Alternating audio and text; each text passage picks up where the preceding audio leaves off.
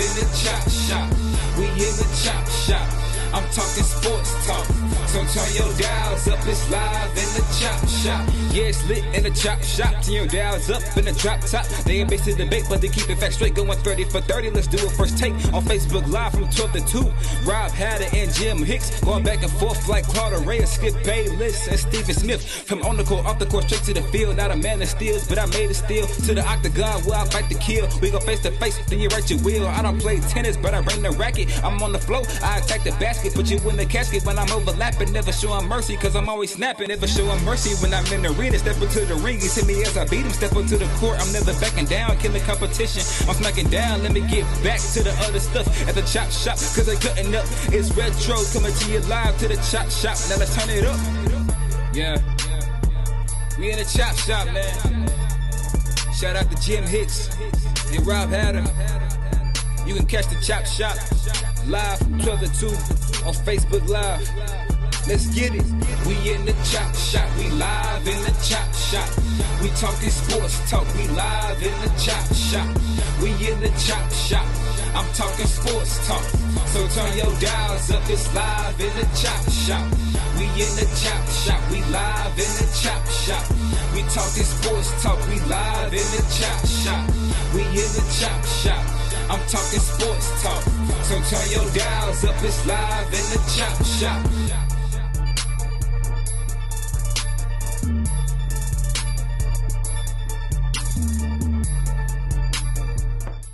H-Town, what's up? You know what time it is. It's time for the best 120 minutes of your day. The Chop Shop, the nation's #1 urban sports talk show, and also your midday sports happy hour. Yours truly, Robert Hatter, alongside Jim Hicks.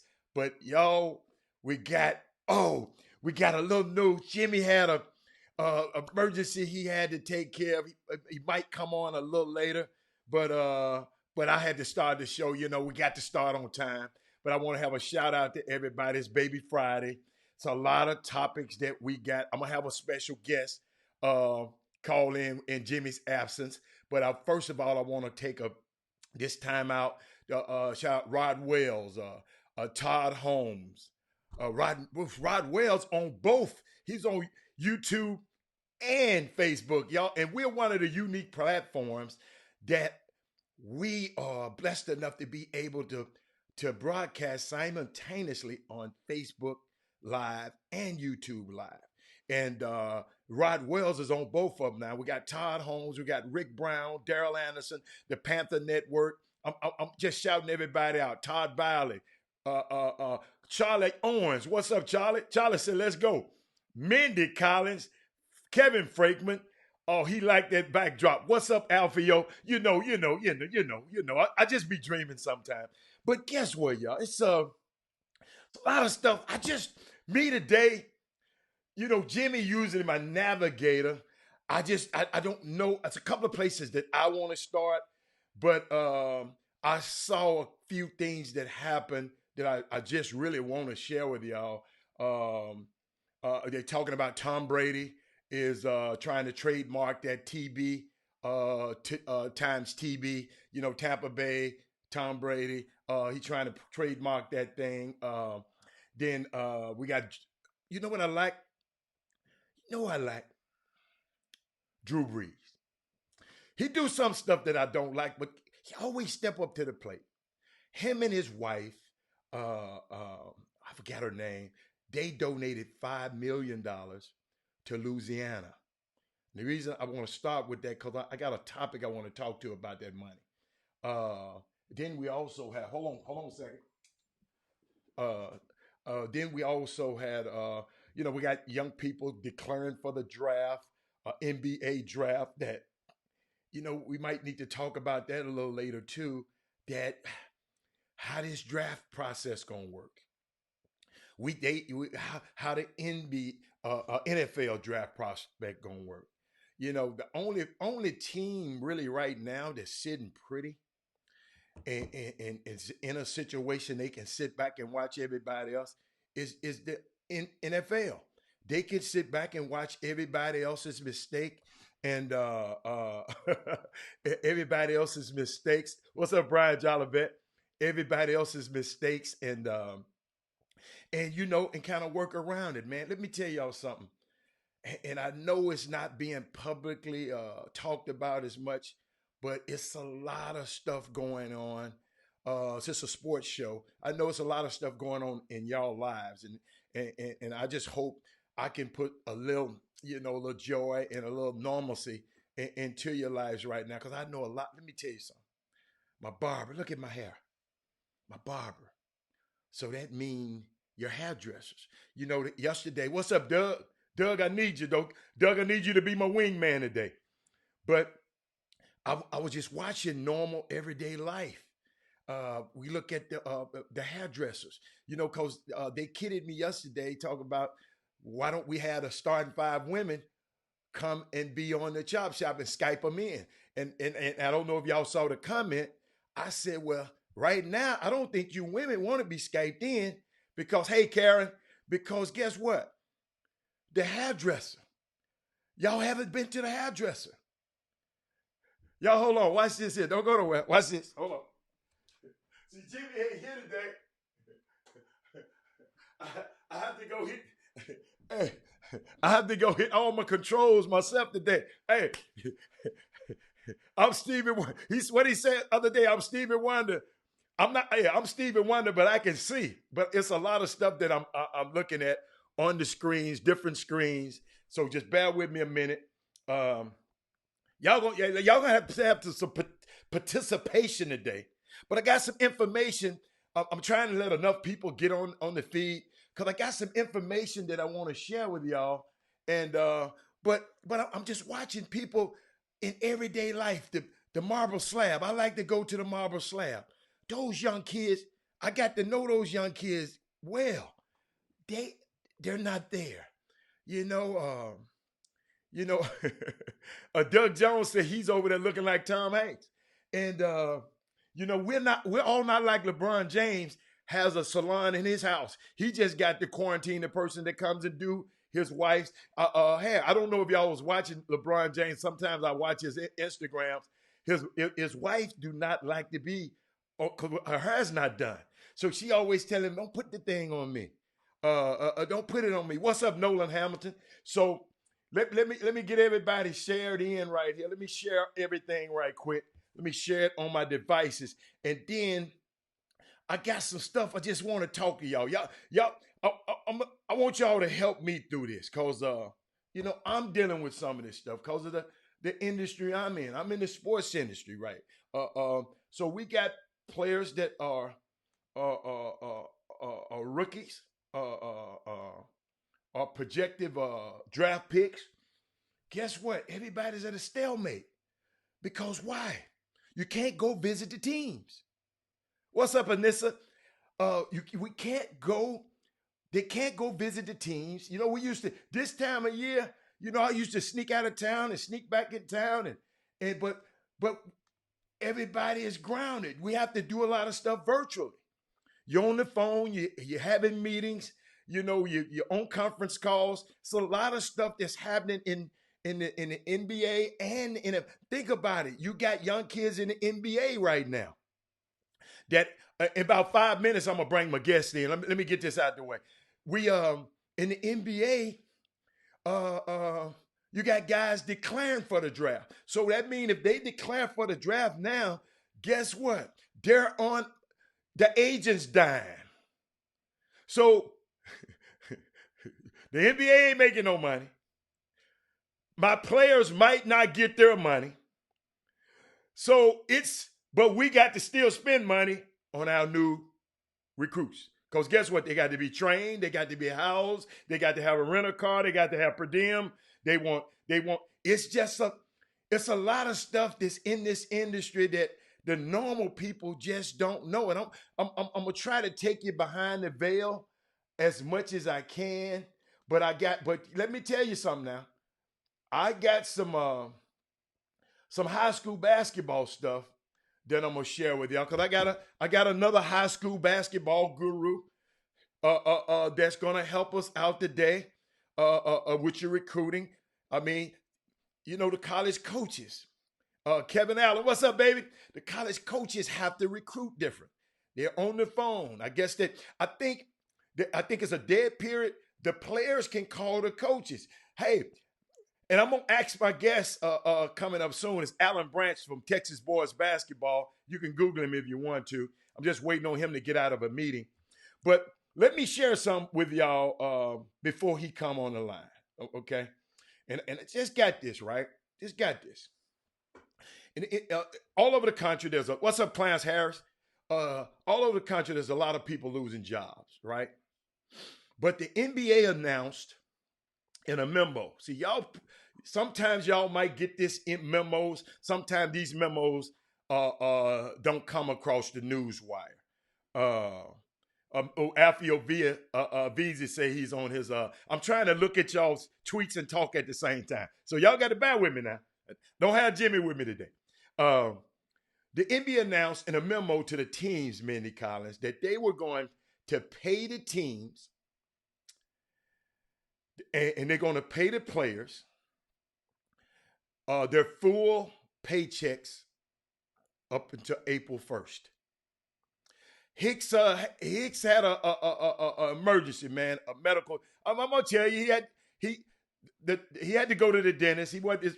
Something was happening in his mouth, wasn't feeling well, and these dentists are gonna shut down. So he had to go and get to.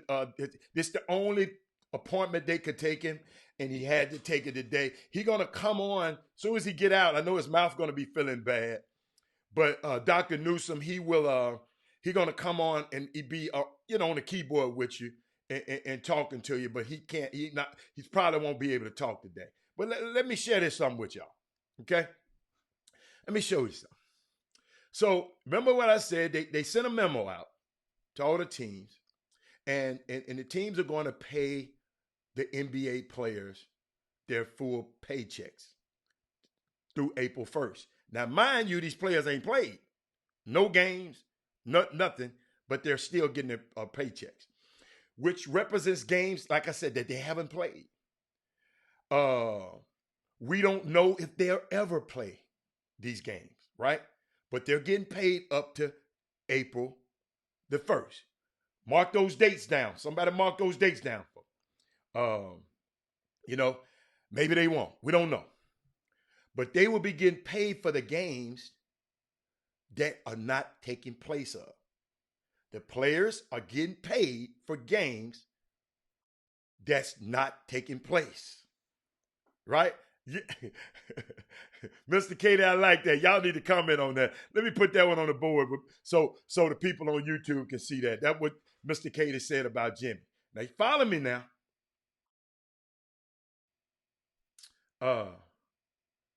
But in that memo that was sent to the teams announcing this decision,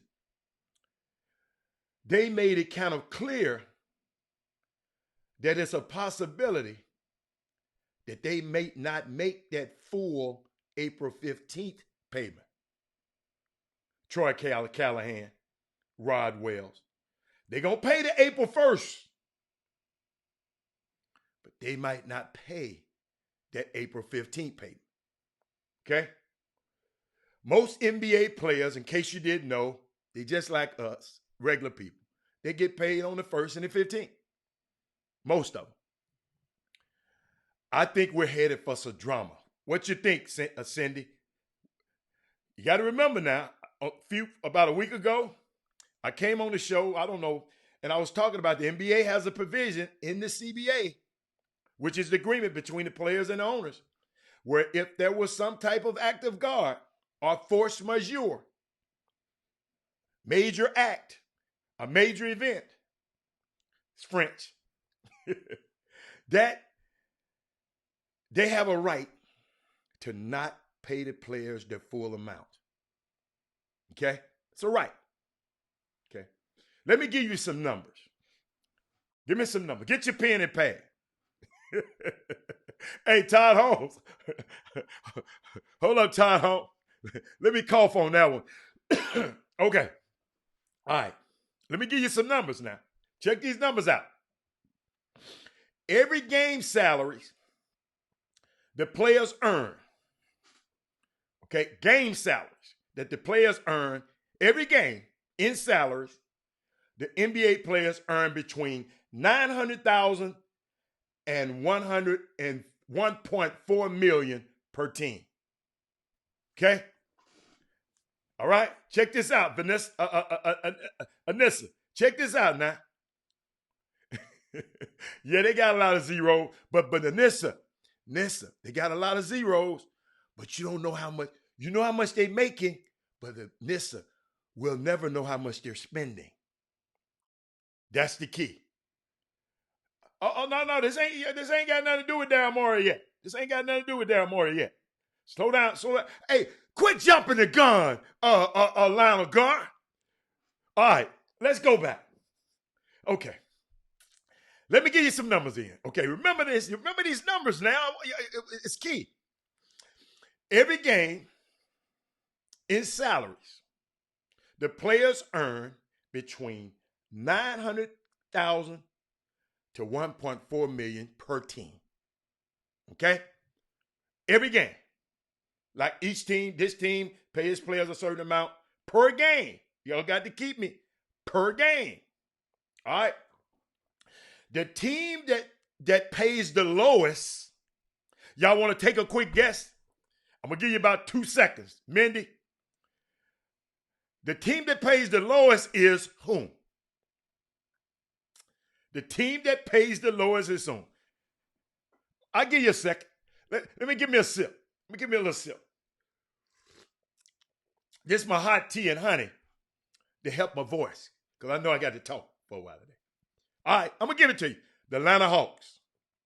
The Atlanta Hawks pays $901,000 per game. That's per game, per game. You got to follow me on this. $901,000 the Atlanta Hawks pay. Now, y'all try it. I love it. I love y'all. Did nobody get the Hawks? Mindy Collins got the Hawks. Boy, that's my girl. All right, the Hawks. Okay. Now, check this out now. That's everyone's single check piled together. Trae Young's, John Collins, Vince Carter, all of them checks per game. That's how much they pay. Right. I got you. All right. And the team with the highest payroll per salary is guess who? Come on. I'm going to give you some time. I'm going to give you some time. We're on about a 10-second delay. Hold on. Come on. I want to know the team with the highest. You know what I'm going to do? I'm going to play a little commercial for y'all. I'm going to let y'all come back. I'm going to see who got it.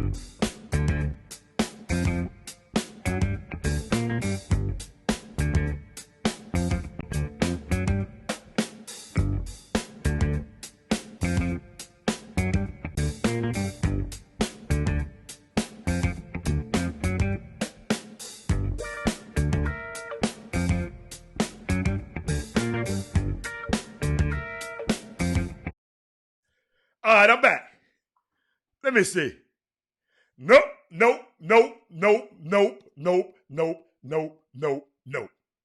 Didn't nobody get it.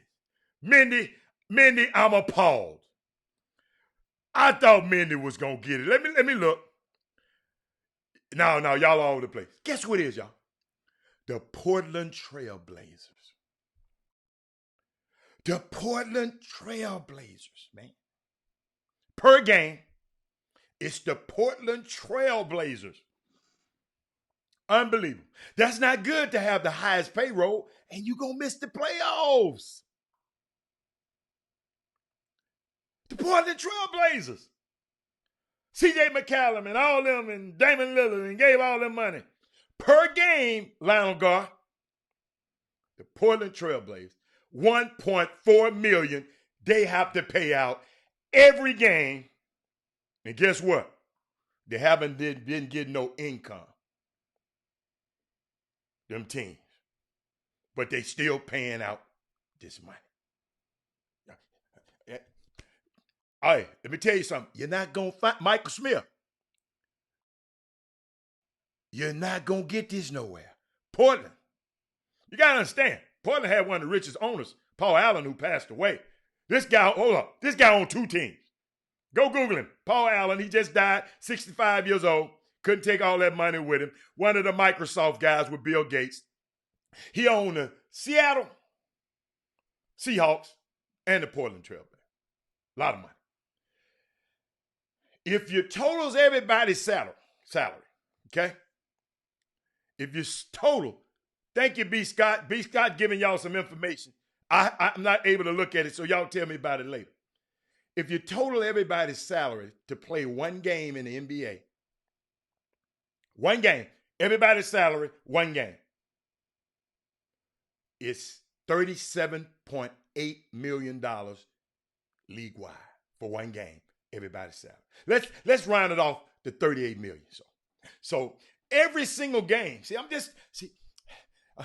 I'm just trying to walk you through this part. Who is that put? Thank you, Alfio. Thank you for putting it up there, baby boy. But guess what? You know I got it. Come on, it's Robert Hatter. Okay, so check this out. I'm painting the picture for you. So every single game that is played, the NBA players in aggregate, and that's what they teams have to pay out. So $30 million every game. B. Scott, Mindy Collins, you got to write that thing out, even if he ain't playing the game. 38 mil. You can see if you start having games with no fans and no TV, although some of the TV money is guaranteed, no matter what, right? Chad, it's crazy, Chad. You can see how that number would pile up per game. Count them games. Y'all, it's 82 games. I don't think y'all, I don't see no comments. I saw a couple of wows. $38 million had to be paid out per game. Reginald Allen, we ain't talking about the revenue yet. We'll talk about that later. I'm talking about the payout. Reggie, you're a business owner. Think about if you had to still pay out. Thank you, Troy Callahan, all of that money. See, now you worry about the revenue. But I'm talking about the pay. The revenue is big now. But right now, Reggie, they're not getting no revenue, but from TV, the guaranteed part. All TV is not guaranteed, y'all. All right, let me. I got some more for you. Hold on. This gonna be interesting though, y'all. I want y'all to help me out with this one. What the NBA has done, I told you last week. They went to their bankers, Reginald. The teams as a whole went to their bankers, and they got some more credit. You remember I told you last week they had an automatic $650 million credit line, but they upped it to $1.2 billion. Now you can see why. And they still paying these players their checks now. Owners not making no money, but they paying these players their checks. Let's get that understood too, Reggie. That sounds a lot. Hey, and that $1 billion I just told y'all, that sounds like a lot of money. But when I start talking about every single game that take place, $38 million I got to pay out and ain't getting nothing in. You start to see where things can get a little hairy. Thank you, Alfio. I know you got my back. Doug, you supposed to be there with me. Thank you, Alfio. Alfio working with the Chop Shop today. If you don't play players you are dealing with, there's going to be some fallout. Thank you, Anissa. I love Anissa. If you stop paying LeBron James and LeBron James and who else? Hold on. I got that somewhere, y'all. Wait. I got that in my thing. Watch this. When you stop playing, hold on. LeBron James. Hold up. My guest has called in. Hold on, y'all. Let me bring him in. Hold on. He couldn't wait on me. Hold on a second. Let me see. Hold on. What's up, Doc? Man, doing good, man. Okay. Doing good. My people, I'm going to put you in the screen so my people can see you. Okay. That's a good First of all, background right there. Everybody okay with that? Yeah, hold on a minute. You know, hold on a minute. And Branch, I was right in the middle of something, Branch, but I'm going to bring you in on this. Okay. Ladies and gentlemen, I want to introduce you before I even put him on the screen via Skype. Alan Branch with Texas Boys Basketball, one of the guys who taught me, along with Jimmy and Coach Henderson, that taught me everything how to navigate these waters of high school sports and high school. We're gonna take you down. We're gonna have a litany of topics that he and I can talk about. And guess what? Get your pen and pencil ready, and get your because he's gonna give you some stuff that sometimes that I put it like this. He done forgot more than I know about high school recruiting and basketball. And that's why I tell y'all, I got the best of both worlds. I got him. I got Jimmy. I got two of the most knowledgeable men that's in this business that I can pick up the phone and call at any time. So without further ado, I'm going to bring you in, and then I'm going to finish that topic in a second, but I'm going to bring you in. Alan Branch, bring your face down a little bit because we can't see your face. We just see that ugly shirt you got on. Come on down a little bit more. Come on down a little down. Okay, there we go. Boy, you look like Santa Claus over there. Yeah. You can back it off if you can back it off you if you can. Yeah. I'll hold it. Oh, you got to hold it. There's nothing you can set it up on? Find something to set it so you won't, because you're going to be fiddling, and my people ain't used to all that fiddling around. Okay. Hold on. Okay. I'm going to tell me when you get back. I can finish my story, y'all. Hey, y'all. Finish the story. I'm going to figure something out. Okay, figure something out there. Okay. All right. I got a plan. Okay. All right. Y'all, now back to what I was saying. Now remember now, if you stop paying LeBron James his money, you're going to hear about it. Because how many followers he got? Reginald, quick count the NBA money. Let me put Reginald on the screen. He always worry about somebody. Look here, he count the NBA's money. Look at Reginald. That's my dude. That's my man. 100 grand, Reginald Anderson on that line right now. All right, but let me finish the story. Hold up now, and I'm watching how these owners capitulate to public opinion. Let me show you why I said that. Go look it up if you don't know what I mean. Look at the Sixers. When they were going to cut their salaries a week ago, I got you on mute, Branch. They can't hear you, but I can hear you. But they can't hear you. I didn't want that in. This going all over the world. So I can see when you're ready. I can look at you when you're ready. But check this out now. You remember the Sixers the other day, Reggie, when they were going to cut the employees' salaries. Okay? It was an outcry. I don't know if y'all looked. It was an outcry on Twitter all over the world, and they got embarrassed by their superstar because Joel Embiid came out and did what? Said, hey, hold on. I got y'all. Everybody, slow down. They don't want to give you the money. I'm going to donate $500,000. And I'm going to show you something, y'all. The Sixers, they didn't mess with the contract employees. They messed with the people who make $50,000, $70,000.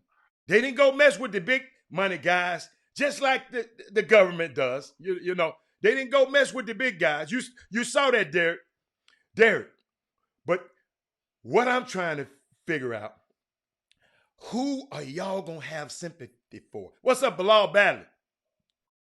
There's not going to be any sympathy for the owners. You know, usually regular people like us who losing our jobs around here, this millionaire versus billionaire thing, we really ain't thinking about it, right?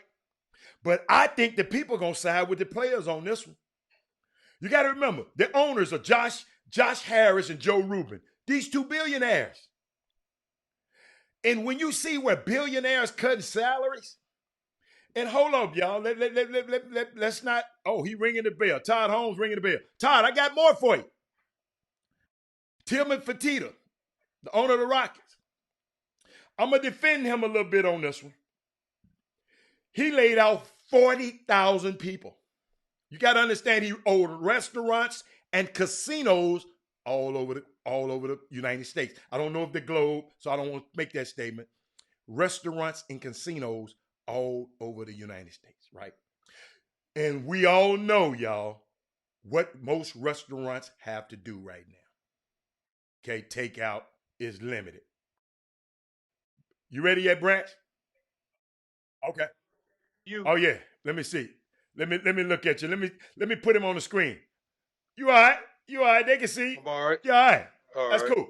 All right, Branch. I'm talking about the NBA. I've been listening. The NBA right now. And let me just. I'm almost about to finish up, and then you can. No, take it on. I'm good. Okay. You got me. All right. My dude. Remember now, the Rockets lost a lot of money in that fallout with Daryl Morey's tweet. Lionel Gar, see, I told you were jumping the gun. I already had that in there. Okay? His company is a private company. Unlike a lot of these companies in the NBA, it's a private company. It's family-owned. Family-owned business. I'm talking about Tillman Fertitta or Alan Branch. No, I know. And Jimmy. Jimmy. And Kevin Freedman. He borrowed against his company. Okay? Basically, if you don't understand how this business, how finance goes, he basically issued bonds on his company. And guess what, Alan Branch? Over the last few weeks, those bond prices has collapsed because of what? The stock market. Mm-hmm. Correct. Okay. I don't know his balance sheet, but there's no doubt he's facing issues. Okay. Mm-hmm. Got one more owner for you. Mickey Arison, who owns the Miami Heat. Alan Branch. His business is what? The cruise ship industry. And you know they're not selling right now. No. So think about this, ladies and gentlemen, before you knock them on the head a little bit. These guys, their companies where they made their money and their bread and butter is not functioning right now. Josh Harris, who owns the Philadelphia 76ers, he said something the other day that troubled me. Herb Baker. He said something. He said, when they made the harsh decision, Philadelphia said we're gonna cut some of the employees' salaries, the lower level and then they bowed face, did a 180 and changed their mind. And he just said, he said, I can't do this like normal business because it's not a normal business I got. Okay? And Jimmy, guess what Josh Harris made his money? One of the owners for the 76ers. Buying distressed assets. Buying low, value come back up, he becomes a billionaire. The Sixers, let me tell y'all something. It's something that y'all don't know. This Branch, if you know it, just say amen. The Sixers. You hit 2 or 3 amen points there. Hey, you're right. The Sixers, Alan, is one of the greatest purchases of an NBA team ever. They were distressed, very distressed. That's why he bought it. That's when he came in and bought them. And Alan, the NBA player, and Jimmy, I'm finished. Alan, Lionel Gar, I'm gonna tell you something else. I'm gonna go just a little step further, and I'm gonna bring you in. The NBA players and the union, they're going to have to open up their CBA a little earlier this summer You know why? Because of the change of the calendar year. They're going to be playing longer than they normally play. Because the league, you follow me? That league years usually stop right after the playoffs. Okay? But guess what? They're going to have to extend it. So guess what? When you extend something, I'm telling you something that ain't nobody going to tell y'all. So when you extend something like that, you're operating outside of the parameters of what? The original agreement.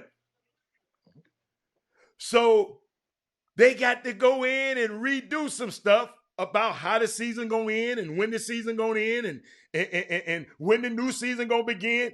And guess what they going to throw in there? Ain't nobody told me this. This is just me. They're going to throw in about that one and done rule. Oh, yeah. They're going to throw it in there. I'm just telling you. They're going to throw it in there. Speeding it up. That's correct. So I just wanted to explain something to y'all. I mean, it just lets y'all know that it's been. I'm gonna tell you some of the losses, Reggie. Reggie talking about the revenue. It's been projected that if they don't finish the rest of this season, Alan Branch, it's gonna cost them $500 million. And if they don't do the playoffs, it's gonna cost them another $500 million. So guess what? That's basketball-related revenue. It's $1 billion. Okay? I think it's $8 billion. I think they said, Jim, you know math.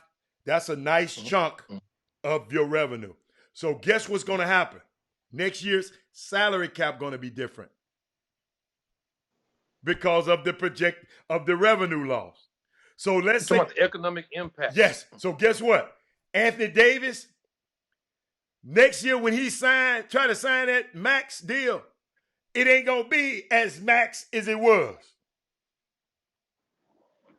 So it's just a lot of stuff, y'all. It's just a lot of stuff that I've been privy to, and I'm glad I got some of it off of my chest. But welcome everybody, Alan Branch, Texas boys basketball. Branch, what's been going on in your world? Why this stoppage? I know you just got out of a staff meeting, but what's been going on in your world with this stoppage of the events? Because you guess what? You also is an event operator. Right?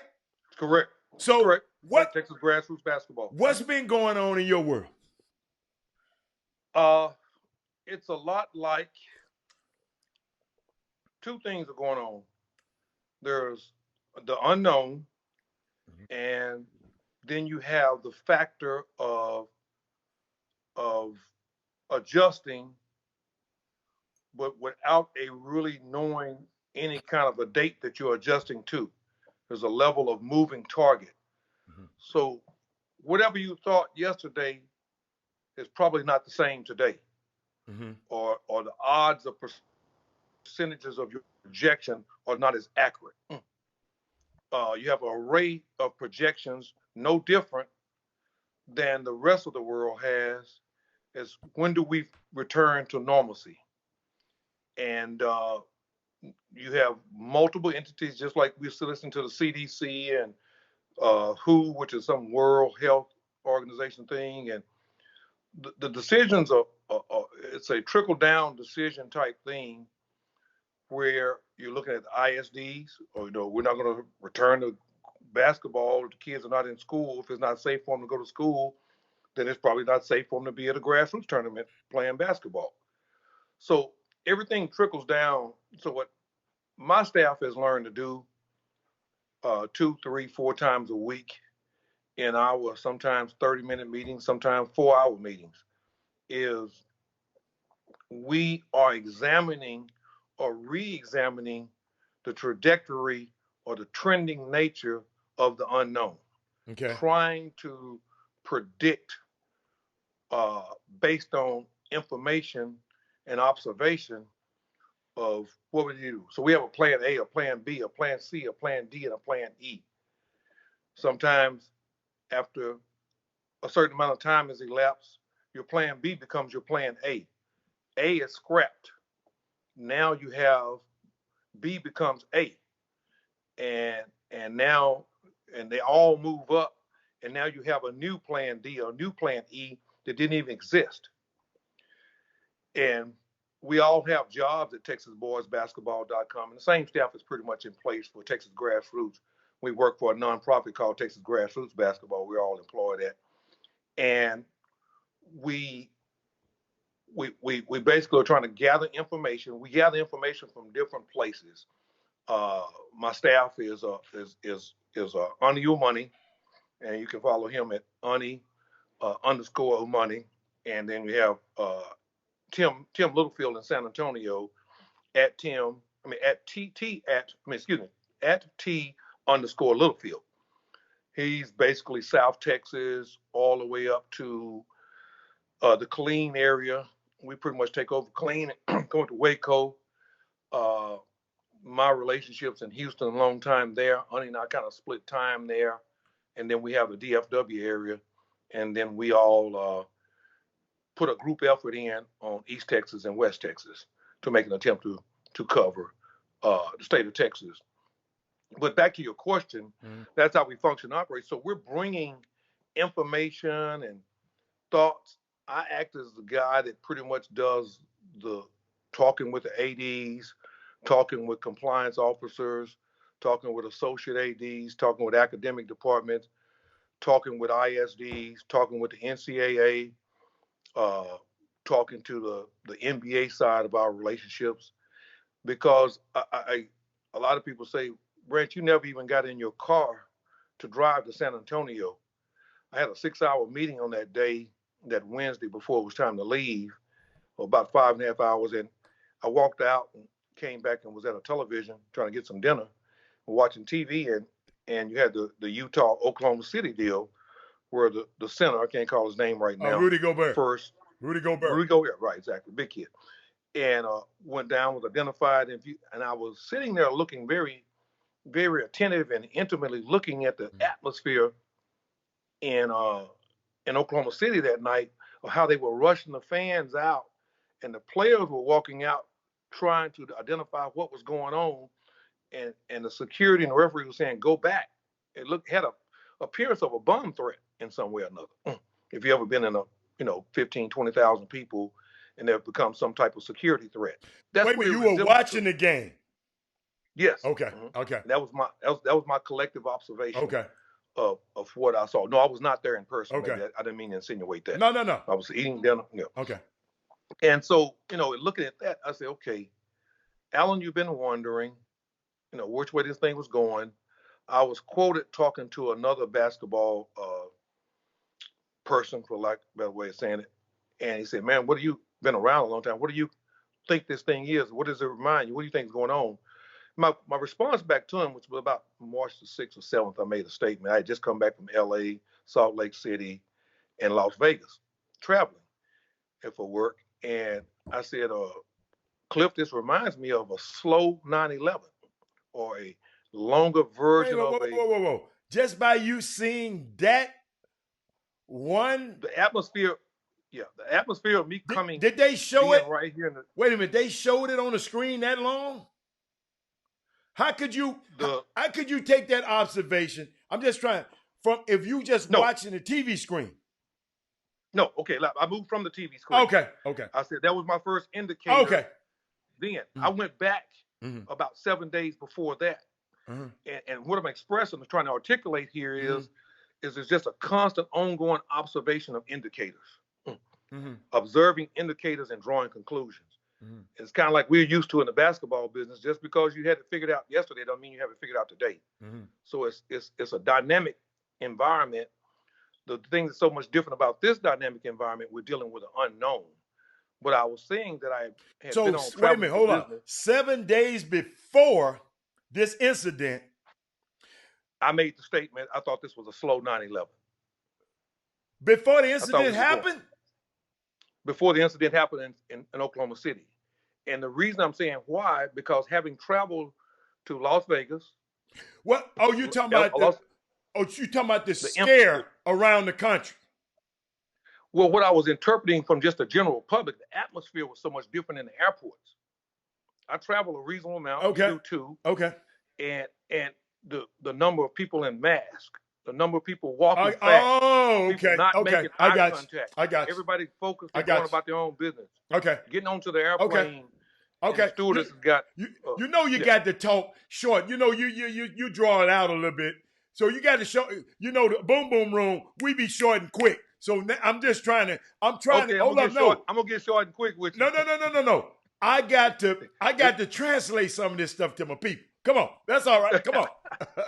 Go ahead. So to answer your question, I think we're just dealing with day-to-day solutions and day-to-day situations based on the unknown that we can't identify, and we do the best with what we have, with statistics and information before us for that day. Okay, that may not be true tomorrow. So wait a minute. You said statistics and information. So you're saying Texas boys basketball are deep into analytics and statistics and information. That's a heck of a transformation. But since I grassroots basketball, right? Yes. So it's No so you're trying to use analytics and all. You're trying to bring that model that's prevalent on the NBA level, and you trying to infuse that model into grassroots basketball. Is that what you're telling me? Well, there's no doubt there. You kind of move into a different subject, but let me say this: everything that we do, is based on analytics. Has nothing to do with basketball. Financial, Wall Street, and finance, and all that is based on financial analytics. Right. We all look at numbers and make decisions. We look at situations and information, and we make decisions. So to go back to your initial question, that's where we are now at Texas boys basketball, from the recruiting standpoint and from the event operator standpoint. We're gathering information from the CDC all the way down to your various governors and elected officials and decision makers.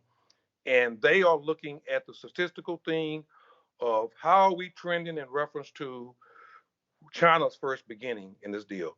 What's happening in Italy and the continent of Europe. So, and we're trying to translate those analytics. Jimmy, I got you now. I'm trying to help you now. Okay. We ain't talking CNN. We talking, I don't want you to talk CNN right now. We don't want you to talk the Business Network right now, okay?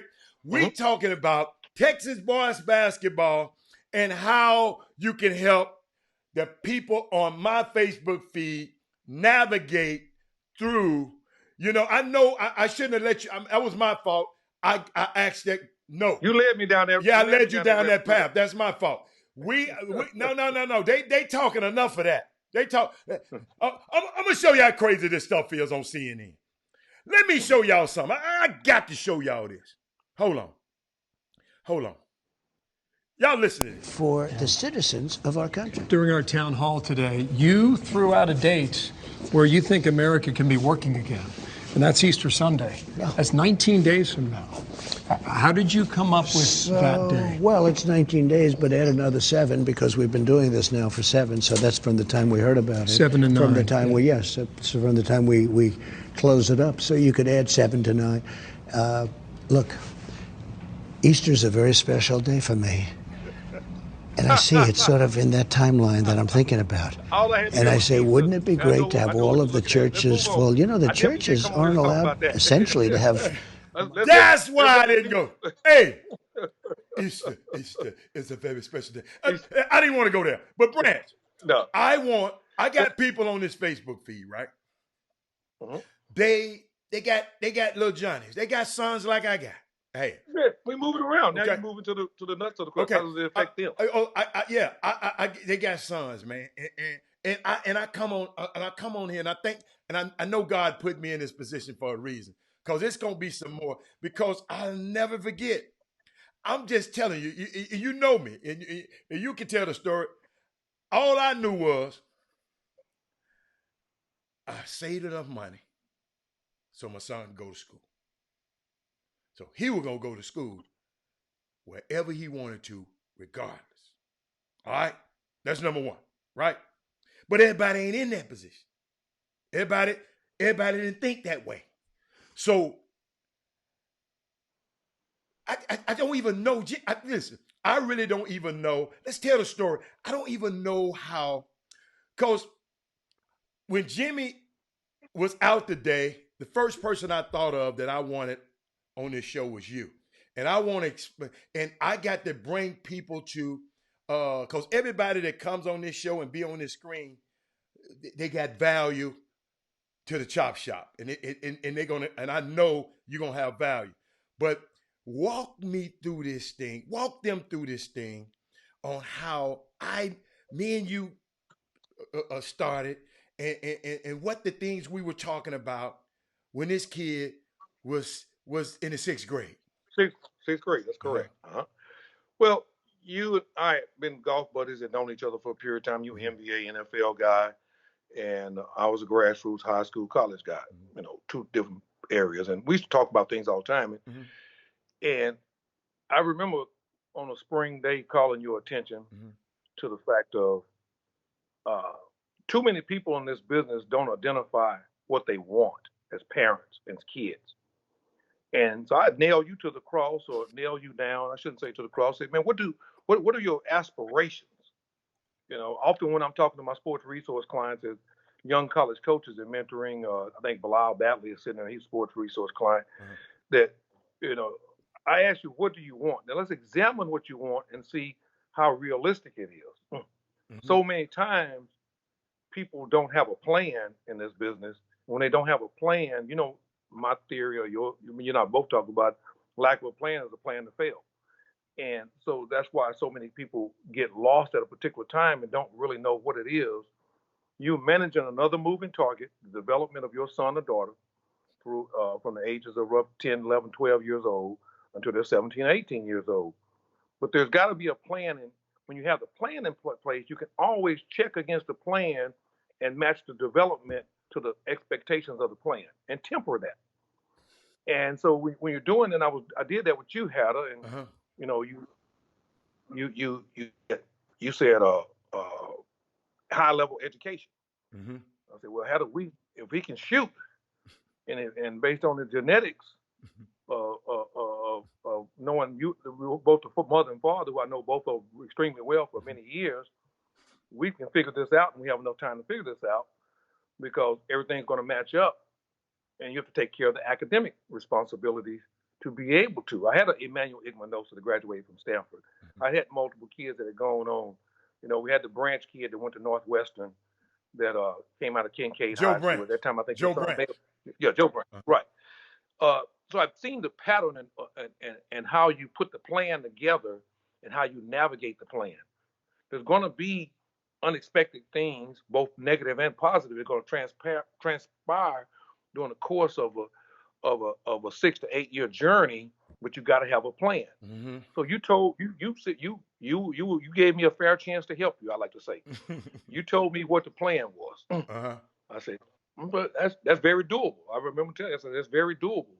We can basically manufacture what you're talking about if everybody lives up to their responsibility. Academics was, because of your academic aspirations, it wasn't like the kid that, okay, I was trying to get the light out of you. No, that's good. I thought that light over my No, you good. You look good. I was gonna play like the moon, coach. No, you good. You good. Yeah. So we identified that, and you guys took responsibility. He was in the 6th grade and probably was in private school at Kincaid. You would know if I'm right or wrong on that. And so we had 6 years to get there. Right. And I talked to you about putting him in competitive basketball environments. Just don't let him get caught into he's 11U, he's 12U, he's 13U. You got to prepare him to be seen and compete at the level. I get so frustrated on the basketball side. So many kids are stifled in their development and their exposure because they get caught into the fact. I'm not saying everybody should play above their age group, but when I'm dealing with the elite of the elite, the top 5 to 10 players in the state of Texas, the top 50 players in the country that, you know, come into our region, if we look back, how many McDonald's All-Americans do we have in that deal? The numbers on it, you got some statistical people, they want to check me, but it's less than 5% that ever stayed directly with their grade through grassroots basketball. So I recall telling you, and you remember, I had Robert, your son, in the gym playing with junior college kids, playing with kids. He was a 2013 kid. I had him on the court with 2009. 8 and 9, yeah. Even 8. Woo, Yeah. woo in that group over 8, Yeah. right. Yeah. He was in that environment. And I think sometimes you'd be concerned, Brad, he can't really thrive. He gets knocked around.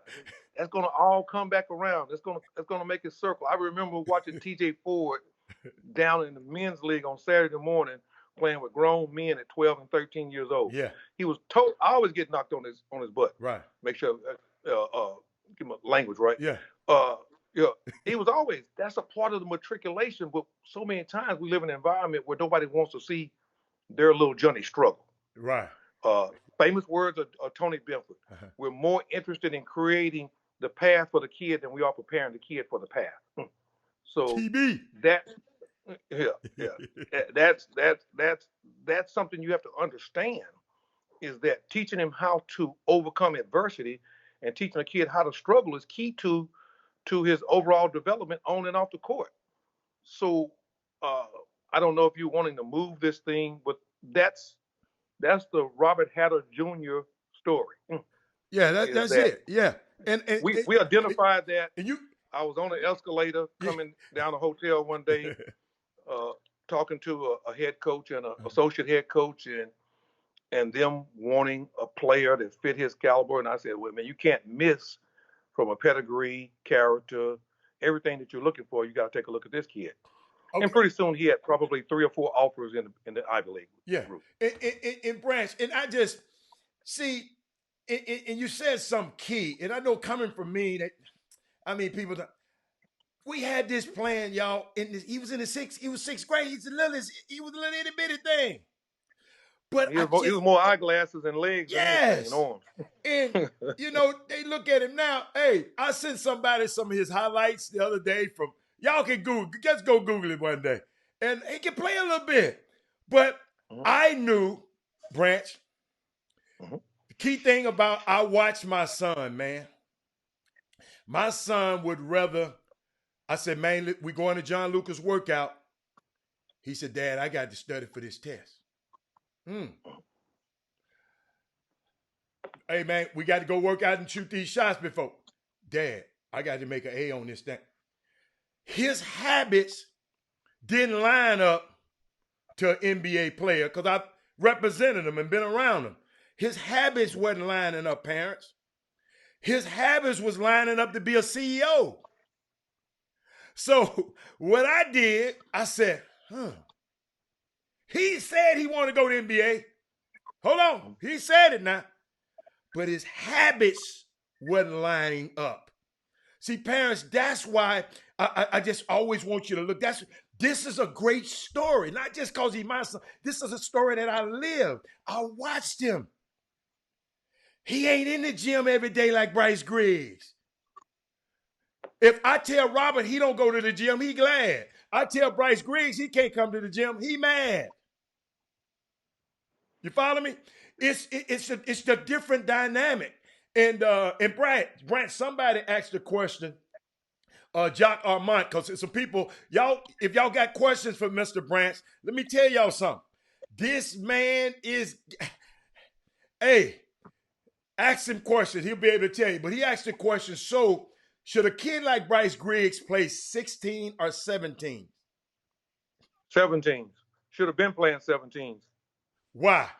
Look at it. Why? Because if you look at the last 25 McDonald's All-Americans out of the state of Texas, how many of them, you got to look at statistics again. Okay. The metrics of it says, and I'll explain the metric. First of all, 95% of all the McDonald's All-Americans out of the state of Texas have played 3 years of varsity, if not 4, and they played 2 to 3 years of 17U basketball.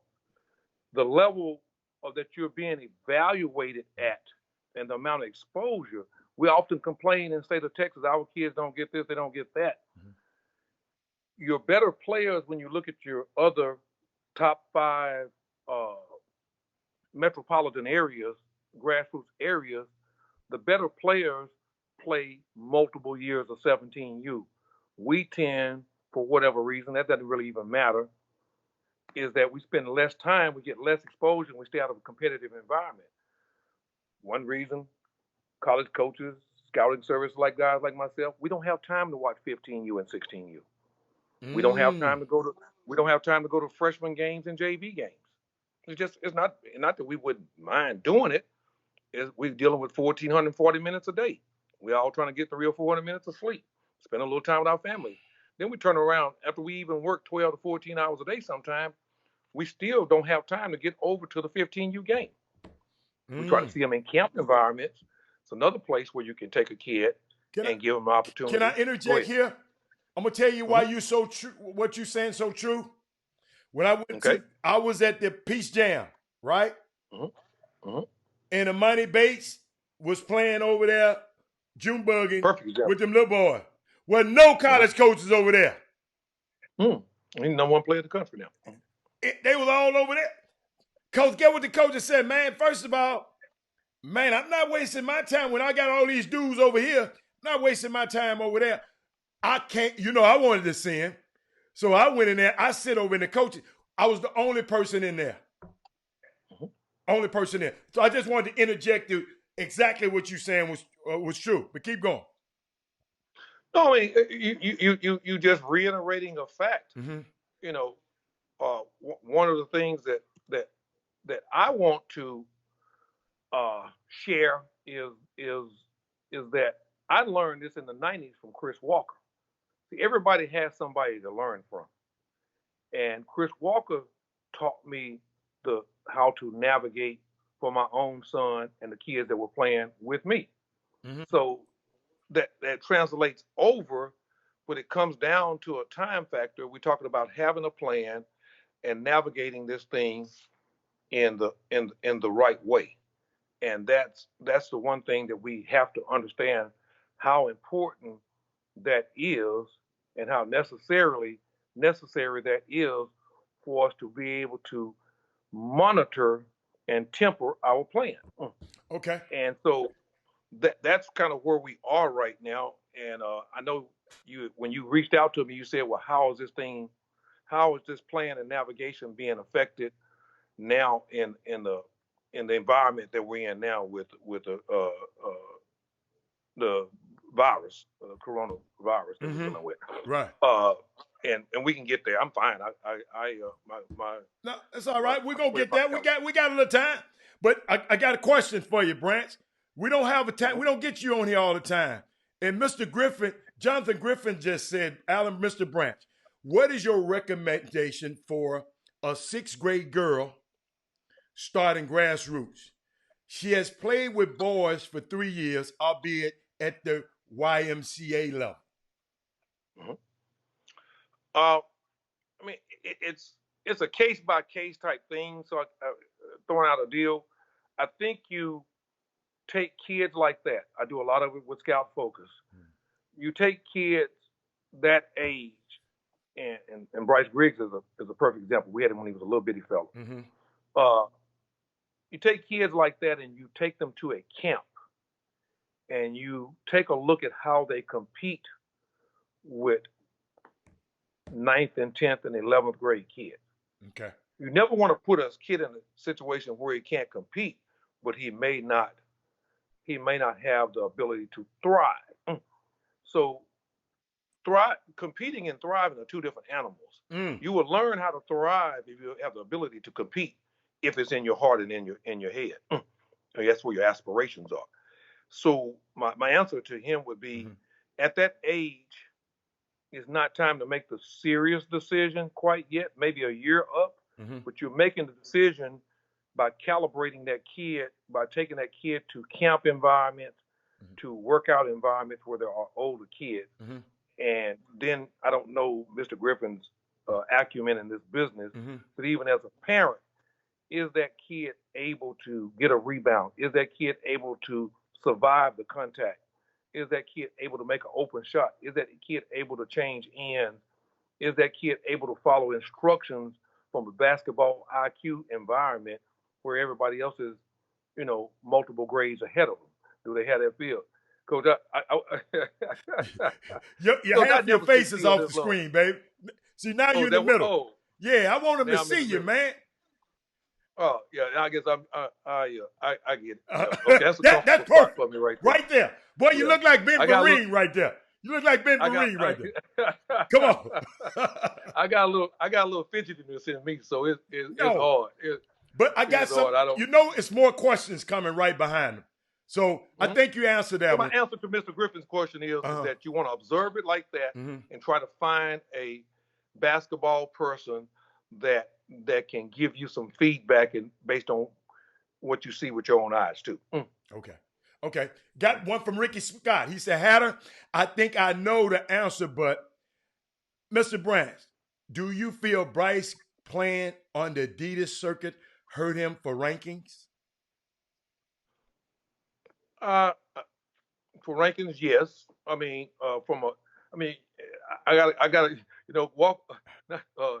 Hatter's always accused me of being Mr. Neutrality, so I had to watch politically when I say I do business with all three shoe companies. Oh yeah. Relationships. But just explain. but I'm gonna be fair. I'm gonna be fair to him. And I think all three shoe companies would respect me. Nobody would get mad on this. I'm gonna figure out the politically correct way to answer the question. I want to ask you a question, Mr. Scott. Okay. You definitely have to look at the corporate structure of how everything works through those corporations and how they influence and what the affiliations are with USA Basketball, where they are with Nike. Nico Harrison is very respected acquaintance, Tony Stubblefield. So, I love Nike to death. Obviously I got on the Under Armour shirt, so I must have some relationships there. And I started with Adidas, and I get it there. So right. It with the point to answer Mr. Scott's question, there's a little bit more of a political exposure involved in being with particular shoe brands or being totally away from it, being an independent. I'm an independent operator that has to navigate the brand basketball part of things. So it did hurt him. And then it hurt him playing. Did you say he shouldn't have? Even last year, he should have been playing 17. He was one of the best players in the state last year, so he should have been playing. That's what you're saying. No doubt. Okay. No doubt. Because you got to realize, I deal with 4 or 5 different McDonald's voters. Okay. And they are not going to go and watch those games. They haven't had a chance to lay my eyes, and they'll ask me something. How good it really is? When they come down to the voting, out of sight is out of mind. They haven't seen it. Right. They haven't seen him enough. Yeah, Branch says he's pretty good. We kind of trust Branch a little bit, but Branch gonna push the Texas kids. He's probably talented, but I've got this other kid over here that I've seen at NBA Top 100 camp. This other kid that I've seen in a 17U circuit situation, and even the content, context, I should say, that your performance is happening in. Okay. Which is a better performance, a 20-point game at a mid-major school or a 15-point game with the same amount of minutes in the NBA? Say that again, Branch. Say that again. I think we have to understand the context of our performances, which throws a little analytics in it. Okay. When you start to try to judge what a kid achieved in his metrics and numbers and statistics, you have to always consider the environment in which it happened in. And you have to temper it down. I remember Raleigh Massimino telling Chris Walker one time in his young college days, he went to go watch a player one night and evaluate. He said, "Oh, coach, he played great. He had 37 points." Coach Massimino's response was, "How many of those baskets were college baskets? How many of that actually translates to the next level?" Branch, hold up. I told everybody I got that from you. When I used to call you and tell you, man, Robert had 35 tonight. You talking about how many was college baskets? By the time I drilled that thing down, number 12, 14, 15. Yeah, right. Because, and I'll give you a very simple example. A kid gets away on an uncontested breakaway layup. No, that's transition defense in college and at the next level. But we see little Johnny run down there all by himself and make a layup and get 2 points in the book, and we want to count that in as 37. Branch, I got to add this. And Branch, in his 4 years of playing, he didn't get many of them.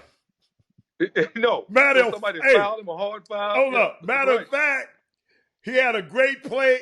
I got to find it somewhere. He had a great play on a loose ball with Georgia Tech at Georgia Tech, and went in the Ivy League or some other place. He went up the dunk. But that dude from Georgia Tech met him at the rim with that dunk and threw it out of there. The Yep, dunk. yep, yep. He told me, Correct. he said, Dad, I got to move a lot quicker. I mean, so, yeah. Oh, so I'll never forget. Hey, y'all, that is the most truest word. You don't get on them layups in college basketball now. But keep going, Branch. Huh? No, I mean, and so we have to look at the context in which a deal is. So when McDonald's voters, high major guys, NBA guys that are in the business of evaluating and drawing conclusions about players, they have to get to the point that they draw a conclusion based on the context of the performance. So that's what that means. So you go back and say, does a player, a talented player, let's say a kid that's top 25 in the state of Texas in his class. Okay. That's right around. I could drop it down to top 20. But, if it was my kid, everybody's got, the position, opportunity, a lot of things like that. But we're going to generically say top 25, top 20 kids. Those kids have no business playing, in Alan Branch's opinion. I go on record on that. In Alan Branch's opinion, they have no business playing once they get to be the 9th or 10th grade, playing 15U, 14U, 16U basketball.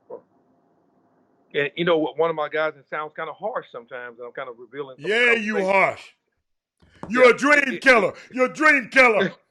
I'm trying to bring a little reality. We got a plan. We don't want to kill your dream. We just want to help you navigate your dream. Okay. That's what it's not. It's not dream killing. It's allowing people to navigate their dreams, and as parents, help your son or daughter navigate their dreams based on statistical facts. Okay. That are there.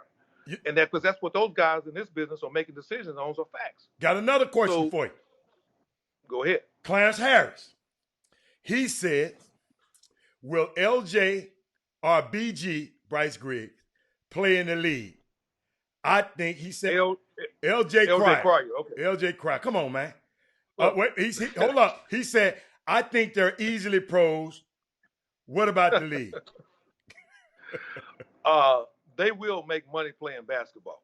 Okay. They will be on a summer team. They will play on a platform at the collegiate level that will offer them an opportunity. Depending on the system they choose and how they play, they will get a chance to potentially make a roster. I like that. Is that fair enough? I like that. Fair enough for Mr. Harris? Yeah, I like that. And that's my opinion once again. Okay. Right. And I got one from my main man from up in Dallas. Big E said, can kids that don't play on any shoe circuit but have people who are connected and know the people they need to know be successful as well if they can play? Big E didn't have to come on national television and ask me no question like that. but guess what? Big E asking that question for the listeners. Yeah. Yeah, he doing that for the context of the show. Big E helping me out today, man. That's my man. No, Big E, no, absolutely not. I can go down. Y'all want me to start hitting the list? Jimmy, John Henson didn't play on. John Henson didn't play. He played with us. Eric Moreland didn't play. Sure he did. Played with us. Yeah. Jonathan Simmons got cut by the Houston Hoops and come over and went back over and just hung out at the gym. Okay. Ronnie Price. Well, I was in Salt Lake City the other day on a business trip, and they said, "Oh, you really know Ronnie Price?" I mean, Ronnie Price. Nobody even wanted him on the main in the top 5 teams in Houston. Right. At that time. Right. I mean, I try to stay away from the Jimmy Butler story because everybody gets tired of the Jimmy Butler story, but y'all know it. But I just tell people there's so many other stories. Marcus Thornton, who actually played some, Okay. Brandon Johnson. I mean, I can go on down the list. Yeah. I tell people this right here. I'll sum this up right here. It doesn't do any good to be able to play and nobody see you. It doesn't do any good for everybody to see you and you can't play. I like that one, Brad. So whoa. Do that one more time, baby. Say it again. Say that one more time. I said, it doesn't do any good to be able to play and the right people or nobody sees you. And it doesn't do any good for everybody to see you and you can't play. Branch, I'm going to snip that out later on. I'm going to edit that one out. I just wish your head wasn't... I think the Baptist preacher say you'll get that on the way home. I got something else for you, boy. They got questions, man. My people don't play, man. Hey, by the way, Branch, these are some the most knowledgeable people that I just have fun. You see, Branch, I know you couldn't imagine me still doing the Chop Shop at this time. I know you were saying, boy, you got that much time. You know what I did? Y'all wait till them golf courses open up again and the weather gets pretty. Hey, I got new tech. Hey, gonna be by himself. Hey, I got new technology now, baby. I can take it to the golf course with me, man. They fit my new golf cart, Alan Branch, with Wi-Fi. How about that? Hey, one of the staff guys, T_Littlefield, Jordan Clarkson, and Tayshaun Prince. Not Tayshaun Prince, but I can't call the kid's name. Teron Prince. I can't even call it right. He was a San Antonio kid, and I was really high on the Prince kid. Yeah. Nobody was recruiting him. People don't even realize he signed with Long Island U early. Ended up at Baylor. Sure did. And you and I know because you're a San Antonio connection. Yeah. And I was telling you, I said, this kid has got a chance, you know. And so to answer somebody's question, or Big E's question, no, you don't. You got to be able to play. You got to be able to play. You got to be able to play. When them lights come on, you got to be able to play. But I got another one for you, man. I told you these are some brilliant people. Melvin Dews, he said, ask Mr. Branch, how should a person running a lower level grassroots program see themselves? One, as an organization that gets its kids scholarship, or two, one that can get its players to a sneaker team. And Kristen Begg, said they didn't cut Jonathan Simmons. But I'm gonna let you and him talk about that. Hey, I would tell you how grass used to be. I remember seeing Jonathan Simmons sitting at the end, away from the rest of the team, on the end of the Houston Hoops bench. We were over there playing some little small tournament or whatever, get together, let the kids hoop. And he was sitting down there about to cry, and I went and sat down with him. So maybe Christian Beggs is right. Okay. They didn't cut him. They just wasn't letting him play. It wasn't working out. Hey, Jimmy, on the end of the bench with me. Hey, that happened to us. Remember Rasheed? He went down to the Nationals with Robert. Okay, I better throw one out there now. Okay, I got to throw one out there right now. Do your thing. It's right here. Okay. And Houston Hoops people might be mad at me for saying this. I don't mean any. Don't make them mad. Strategy. I'll pass it on to Walker to work. Don't make them mad. Yeah, I like no, hell no. It was a solid relationship. Christian been around. I mean, they know who I am.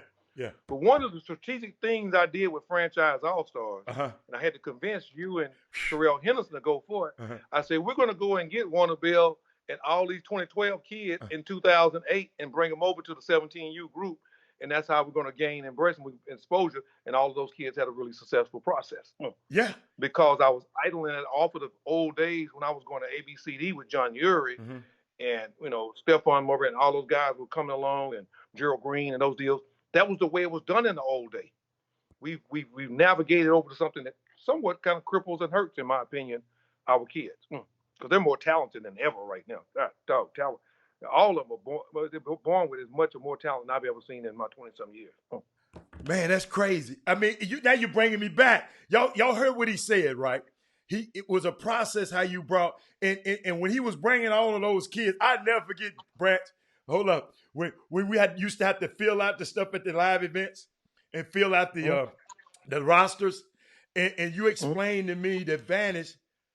My son was in the 8th grade while all of them, and he was on. We put him on the roster. And you put him on the roster, and the coach was saying, who the hell is this 8th grader that's on this list? Yep. We got to look at him in a few. I mean, it was just little stuff like that. Y'all, I remember, Branch, this is what got me when I learned. You can't do this anymore. But I got some more questions, but I'm gonna ask you. But Branch, I remember when John Henson was ranked a kind of low. He wasn't ranked high. He was ranked low, and y'all looked at the list of the guys who were ranked in front of him.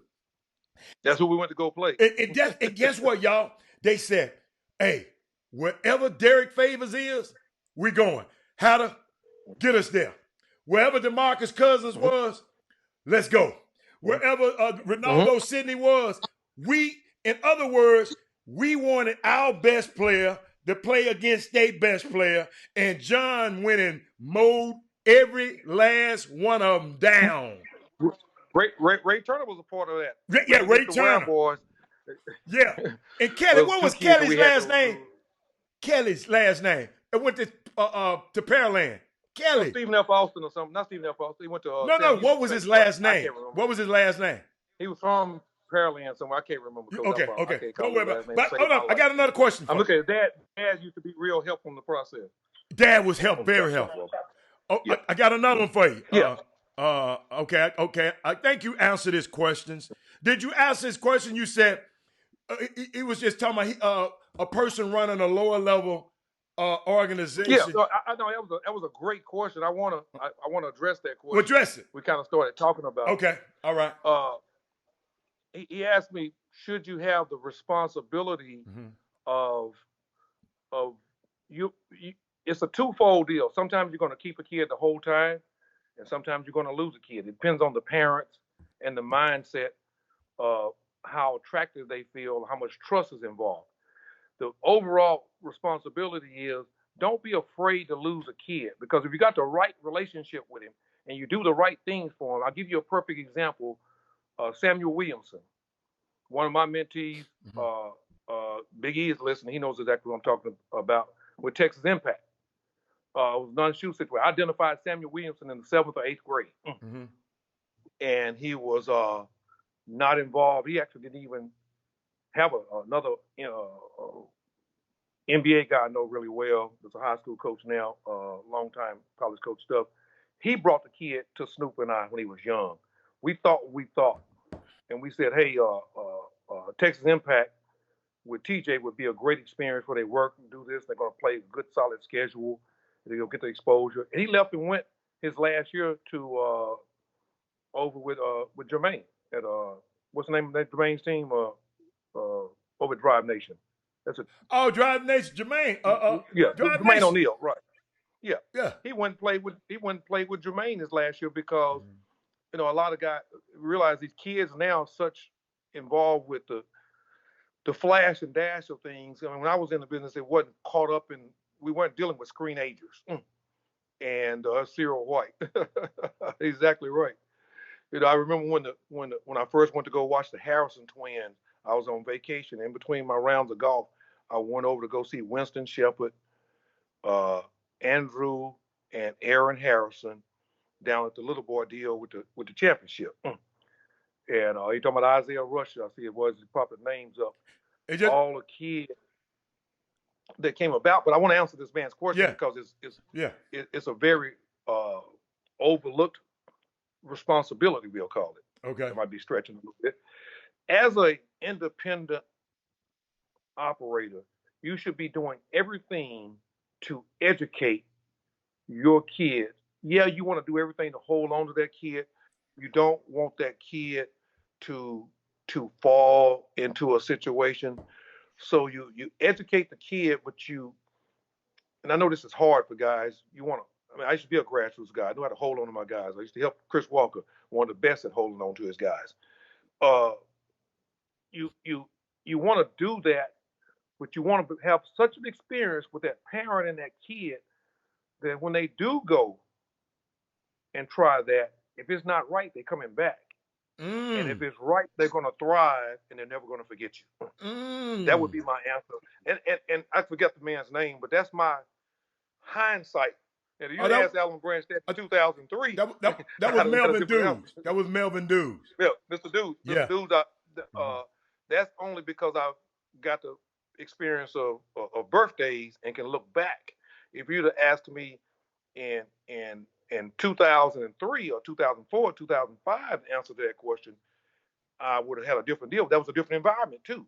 But in the environment that we're in now, and where this thing has gone to the primary and secondary circuits, you do the best job you can do with a kid, but take responsibility and be diligent. And I know some of the parents are really, really hard to teach because because they're illiterate or their intelligence is just so distracted with the screens, the screens that are there. Go ahead, Rob. Jimmy, Martin Vaughn says something, and I'm just not sure. Martin, you got to help me out. He said, how did it sound like Mr. Branch's message is direct opposite of what is consistently being mentioned on the show. Parents should not worry about playing up. No, it ain't. He talked. I understand how you could get confused. Want me to help him? Yeah. Help him, Brent. Sometimes people don't hear the whole deal. You got to stop and realize. Initially, I said you have to identify a kid at a young age, and are they able to compete and get minutes and have an opportunity to compete, not necessarily thrive in that environment. Now, there are some people with different philosophies than I have, and you have to stop and say, what is your agenda? What is your goal? Well, one thing I know about all of y'all are all chasing exposure. And so if you want exposure, you need to be where people are watching. And the level of exposure, or the value of exposure that you're getting at the 14, 15, 16U level is not comparable to that. But at the same time, sir, I think it was Mr. Dukes, at the same time, sir, don't go put your kid on the 17U team so he can just sit on the bench and never gets a chance to play. That doesn't make any sense either. And a lot of what I was talking about had to do, if you go back and check the recorded statement, had to do with when you're dealing with a top 25 kid in the state of Texas or a top 50, 75, 100 kid in the country. And then it all personalizes down to, can this kid compete or not? Not be the best player on the floor. Famous words of John Lucas. If every time you go to the gym, you're the best player in the gym, you're probably in the wrong gym. I like that. I think that was good, Branch. I mean, that was I like that because I think people get confused. You just said, you didn't say play necessary. You talked about Bryce Griggs playing up. Everybody, you got to realize everybody ain't no Bryce Griggs. Context, Coach. I mean, I can name a whole bunch of kids. You got a kid named Rylan Griffin right now that's at Richardson High School in Dallas that's been playing and bumping around in that 15, 16U. And I imagine he was probably one of the top 5 scorers in the state of Texas this year. And Anya or somebody, they keep up with all that real close. Oh, but I know what I saw. No. He said parents shouldn't be focused on it. And guess what? In a sense, not focus on it. Even like, let's go back to my situation again. Brass I told you I had the little itty bitty dude. I just put him in there. I know he wasn't gonna thrive in that, but he worked out and played with these grown men. So when he got over to the West Side and he had to play against them guys in that district, he just mowed through them because guess what? He played the environment, speed of the game that he was used to. Yeah. Here's another statement, Coach. When you got all these kids in the gym the same age, it's the blind leading the blind. How can someone that doesn't know how to play teach another guy how to play that doesn't know how to play? So you've got to have kids in environments where there's someone that can teach them something. We wonder why the basketball IQs, the talent is up here, the skill set is up here, but the basketball IQ and understanding of how to play is way down here. They don't have a talent problem. They just haven't been exposed to people that could teach them how to play. You only learn how to play from being around somebody that's better than you. Why is it I can't get by this guy? Why is this guy always open? Why does this guy get all the rebounds? Why does this guy run to that spot every time when he gets open? Why does this guy know he's going to be in that spot every time when he gets open? That's from being around a mature intellectual perspective toward the game. I mean, of knowing how to think. You know, I mean, you can't think that way when you got nobody on the court that didn't know how to think that way. And Christian Berg can't learn. Christian Berg wanted to make sure that he said, Jonathan Simmons was a fifth-year guy, and he went off to junior college. That's why he didn't. But there was a whole lot of circumstances. Yeah, it was a whole that we lot all of know stuff. about. Hold on, we got some more questions. Hold on, I got to take a picture of the questions because there's some questions in front of y'all. But I'm gonna get off. They roll out on you. Hey, Branch gonna answer. Let me tell you something. Hold up. Melvin Dude said, "Oh, you did that. Oh no, you got them, Branch. You got them. You got them all. Okay." Michael Jordan said, "Mr. Branch, please share with us a story of questionable ethics practices when it comes to grassroots basketball. You don't have to call no names, Branch. No, don't.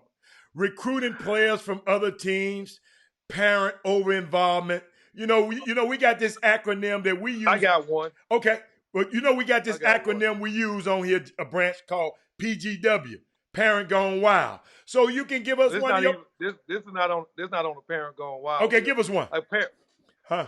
This is on another situation. One of the strategies used to be and this filters all the way up to the collegiate level sometimes. There's practice. It's probably not practiced nearly as much as it used to be because rules have changed. But the deal is that possession was 9/10 of the law. And I say that in a loosely kind of a way. If the deal was you kept kids around you and kept them occupied so nobody else could get to them. So I always got him in a workout. I got him, you want to go to the mall, we go to the mall. If you want to go to the movies, I got him in the movies. You want to go eat with your family, I take the whole family to eat. Because nobody else gets to him, Coach. Yeah. I guess, I don't know if that falls in the class of what the guy was, what he was talking about. Yeah, that's one thing. I mean, it's so unique. Hey, Branch, do you have any stories of parent? Branch, we had a parent. We ain't gonna talk about it. We had a parent. I'm gonna make you know one from your hometown. It's 15 degrees outside in New York City, Madison Square Garden, I believe. And there was a player that used to wear some long socks. That's as far as I'm gonna go. They had a daddy that was nuts, and Cal was getting on the bus, and he was wearing Cal out, and Cal just got on the bus and left him standing out there, and that wind was whipping up down through that rim. I was there. You know what I'm talking about. Don't call that name, Coach. I know you were there. I was there. Yo, hold up, I forgot. Hey, y'all. That was almost 20 years ago. Hey, y'all, paint this picture. I'm in Madison Square Garden. Madison Square. I'm not gonna tell you. Madison Square Garden. I think I forgot who we played. I forgot who they played. He say we because he went to Memphis. Yeah. Cal was the coach. We're gonna expose that much. So I'm with the dad. Oh, you was with him? I was with him. I was in the same hotel. So we sitting there, and so one of the players on the team. Check this out, y'all. No, not Ellie Perry. No, I'm sorry. One of the players on the team. Was big guy, big 6'11" dude, was beating on the point guard, messing with him, talking crazy, talking about his girlfriend, because the point guard had a girlfriend that was a little promiscuous, okay? So that had been around. Yeah. So, they was messing with him about that. They want to fight on the bus. Check this out. It's cold as hell outside. Cold. I knew it was cold. Daddy was trying to get on the bus. Cal took the kid, said, man, you get off this bus with your dad. Put the player off the bus. Listen, y'all, I was there. Me, the dad, and the player standing out there, and the bus just went past us like, cold as hell in New York, man. I will never forget. Don't know how the kid still got to get back to the team hotel now. Yeah, they all went back with me. Y'all got to realize, man, that was it was so bad. He had to be the worst PG. Thank you, Branch. It was so bad. When the kid went to Summer League, y'all got to hear me on this one. They told his mama and his girlfriend, y'all can come to the Summer League.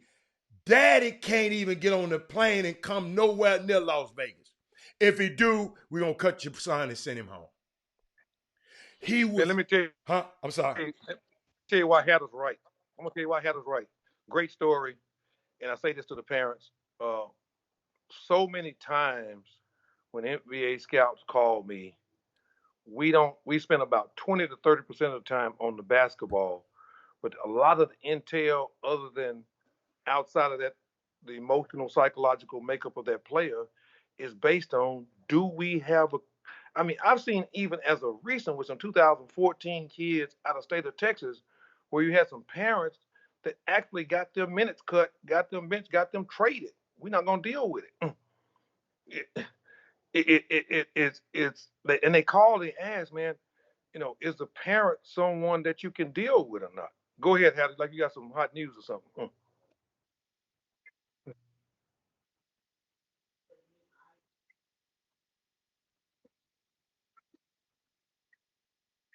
He got the right player.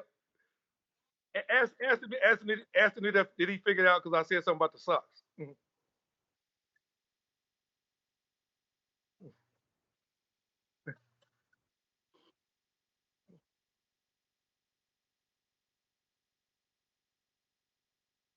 Oh, I know.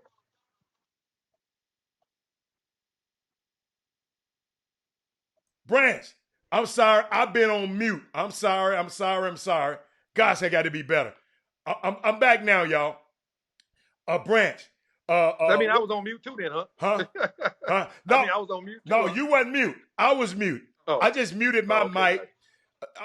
What happens is Newt Johnson and Trey Phillips, if I have to cough or something like that, I'm muting myself and I'm not hitting the button. I got to get better at that, y'all. I promise y'all. Just bear with me.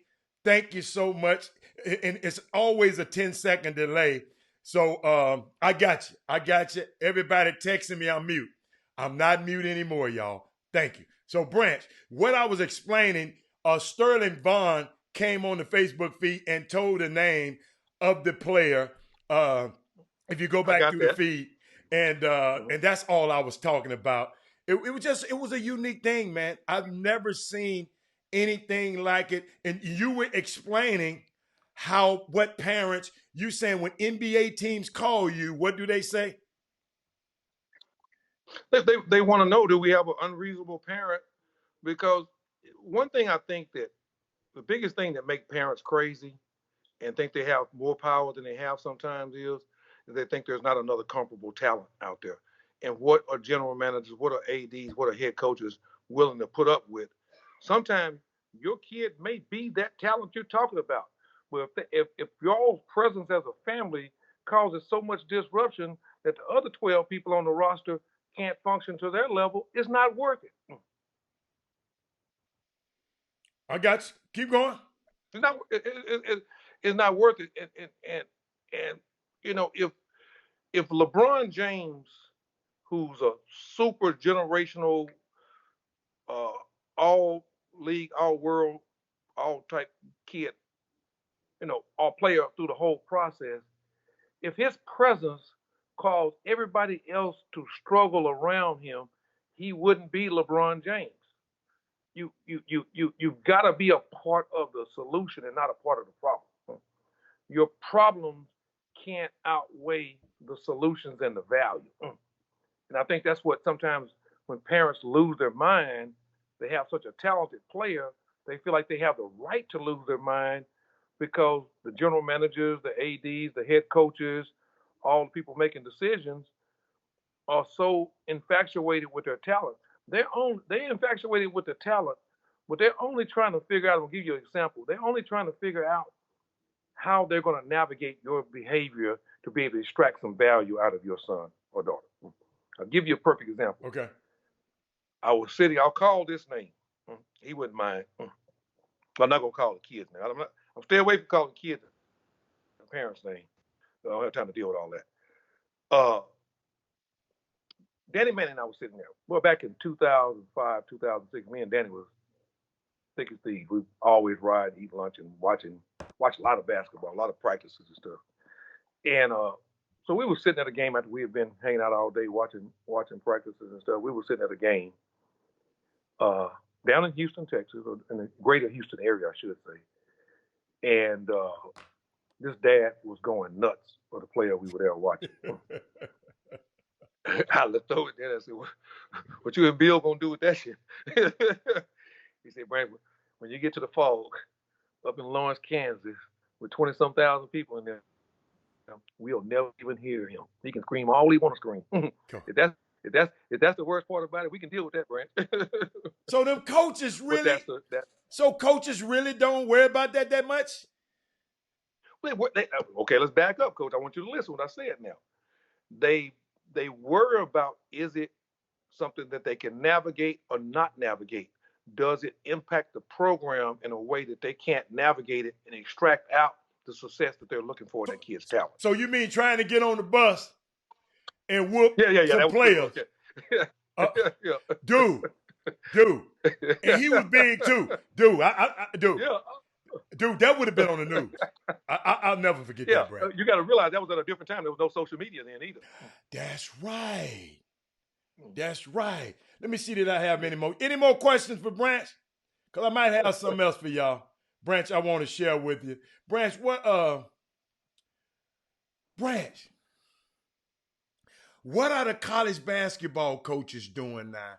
Because they said with both, I saw somebody say with both on and off-court, off-campus recruiting currently suspended in college basketball, several coaches are using FaceTime and Zoom to give virtual tours for potential prospects who can't physically get on the campus. Is that happening? It happens all the time, every day. It always has happened. Okay. It's just more intense now. It goes back to when we very first started on this deal with the environment that we're in. And I was talking with my staff and Ani and Tim were just talking about things because they talk to just as many college coaches every day as I do. Some days more. Some days I'm too busy to talk to college coaches. There are some people that are going to, you heard me say recruiting is musical chairs. Okay. There's some people that are going to miss out on opportunities because they're still trying to navigate this climate or terrain with the traditional things being in place. We're not doing anything traditional anymore. You and I have always acted on virtual type things because of proximity and nature of our business. Mm-hmm. But you got the people at the hospital, the administrative people at the hospital coming home and running the hospital on Zoom. I'm talking about large, huge, 5,000-6,000 bed hospitals are being navigated that way. So what's happening is right now, we got recruit, we got option 1, option 2, and option 3. 3 guys. 3 guys have all been offered and entertained and being recruited for 1 scholarship. Okay. Some people are going to miss out on their scholarship because their response is, well, I want to come on a visit first. There's not going to be a visit. You can't sign any papers now. You better verbally commit. Verbally commit and hope this thing, one of them unknowns we talked about, we started out. We don't know when it's going to start. You better go ahead and verbally commit. If you like the people and who you've been interacting with, and maybe they've done a home visit, and you say, well, man, we just want to see it. You can't see it. I got one more loophole for seeing it. Okay. If it's in a region, you take your computer, your laptop, your iPad, you get your Wi-Fi right, fill a car up with gas, drive over to the campus, pull the virtual tours up on the deal, and just navigate and ride around. That's as close as you're going to get. So you potentially, because I don't know, use that. Let's say on a scale of 1 to 10, we're going to say one kid's a 10 and another kid's a 9.25. 2 is a 9.25 and 10 is a 10. If 9.25 wants to come and 10 is saying this and he's going to commit, coaches will take 9.25 every day because you can't come up short. You got to roster the field. You got to be able to compete. You got a team to coach. As important as recruiting is, coaching your team and running your program is more important. Because the famous words of my mentor, Barry Davis, down in College Station is, if you don't coach the ones you got, you'll never get a chance to coach the ones you're recruiting. I knew you were going to. If you don't coach the ones you got, you'll never get a chance to coach the ones you recruited. Hey, no. I got one for you. I got 2 for you. Hey, this boom boom room crazy. Uh, what advice would Mr. Branch give to a parent looking for the right grassroots program? What makes bad programs? Two-part question. I don't want to say bad program. I can't say bad programs. Some You of got them, some schools of them that bad, give Branch. some of them bad. Some of them you need to steer away from. Right. Well, I'm gonna talk about what I think a good Okay. grassroots program Okay. is. I mean, you have some out there just ripping and running and passing out uniforms and doing that, but those guys are giving of their time and doing it for probably for free Okay. in some form or fashion. Okay. But if in hindsight, having raised son and been around it, you're looking for the most organized, structured program. That's the start. Then the second of all, you want to check the resume of the people in charge of the program. When I say structure, I'm talking about structure of the way they travel, structure the way they create their schedule, structure the way they work the kids out, structured and having balance in how are they making this kid better, or is it all just basketball? Are they preparing the kid? It's a big part of it. A lot of kids, there's a program that was really good and had a lot of success right there in Houston, Texas. And we say all the time, college coaches would say, well, he came out of the such program, we know he's going to be ready to play because of the environment, the people that he had been around. You know, Big E is on here. I'm talking straight to Big E. I feel comfortable saying it because you never know how people are going to take stuff. Right. But I can say this to Big E. You know what the word is on recruiting a Big E kid? Well, at least we know he's going to be tough. He ain't going to be soft. Okay. Yeah, I mean, those are things that I've heard that. The situation, those cultures. You want to look for a program that has a culture and make sure that it's a real culture. And Big E just asked another question. Is there a real culture in place, or is it a fake culture? It's kind of like fake news, real news. You know, are they faking who? Go ahead, Coach. No, that's good. That's good. I got the question for you. I know you trying to do both of them, but I got them. I got them for you. So you just keep on because it's your show. Keep going. Keep going. But not my show. I'm feeling in. They had a bunch of vacancies. Carl Branch, he'll jump on with us. Here you go. Here you go. Here you go. Mm-hmm. E said something. We're gonna get to E's, but Ricky Scott said, "What would be your advice for a kid like Marcus Williams in this climate? Decommitted from Northern, Colorado, right? And what would be some advice for you? Do you know? I don't know if you know the kid or not. I know the kid. Okay. He's a Division I prospect. Okay. He was good enough for that league. Because, and then, in another part of that question, I hate to ask you two-part question. Just answer that one. What do you think? And then I'll go with Big E's question after that. Huh? You have to realize, and it sounds a little strategic, but it is. It's intended strategic. The only thing that you can do right now, it's kind of like my pastor said at church, in this context or in this environment, the climate that we're in right now, you have to realize what you can do and what you can't do. Okay. You can't sign any papers right now. Okay. You can't visit a campus right now. You can do all your virtual stuff. You can talk on the phone. Maybe possibly you've had a relationship with the coach early on. Maybe a home visit is taking place. And everything is good all the way up to that point. At that point, you probably ought to commit. Now, if you just hate the situation, I don't trust these people, do this, do that, then keep on bumping around. Another thing, I know we probably run out of time. Let's go to 2 o'clock. We ain't got, hey, man, we got this, man. We got this, man. Come on. I ain't been on here so long. I thought y'all, I didn't know how we go out at 2. I enjoy this because I feel like it's you're helping some. I'm a lot like you on this deal. And I don't get a chance to do this a lot. You want to help people. I mean,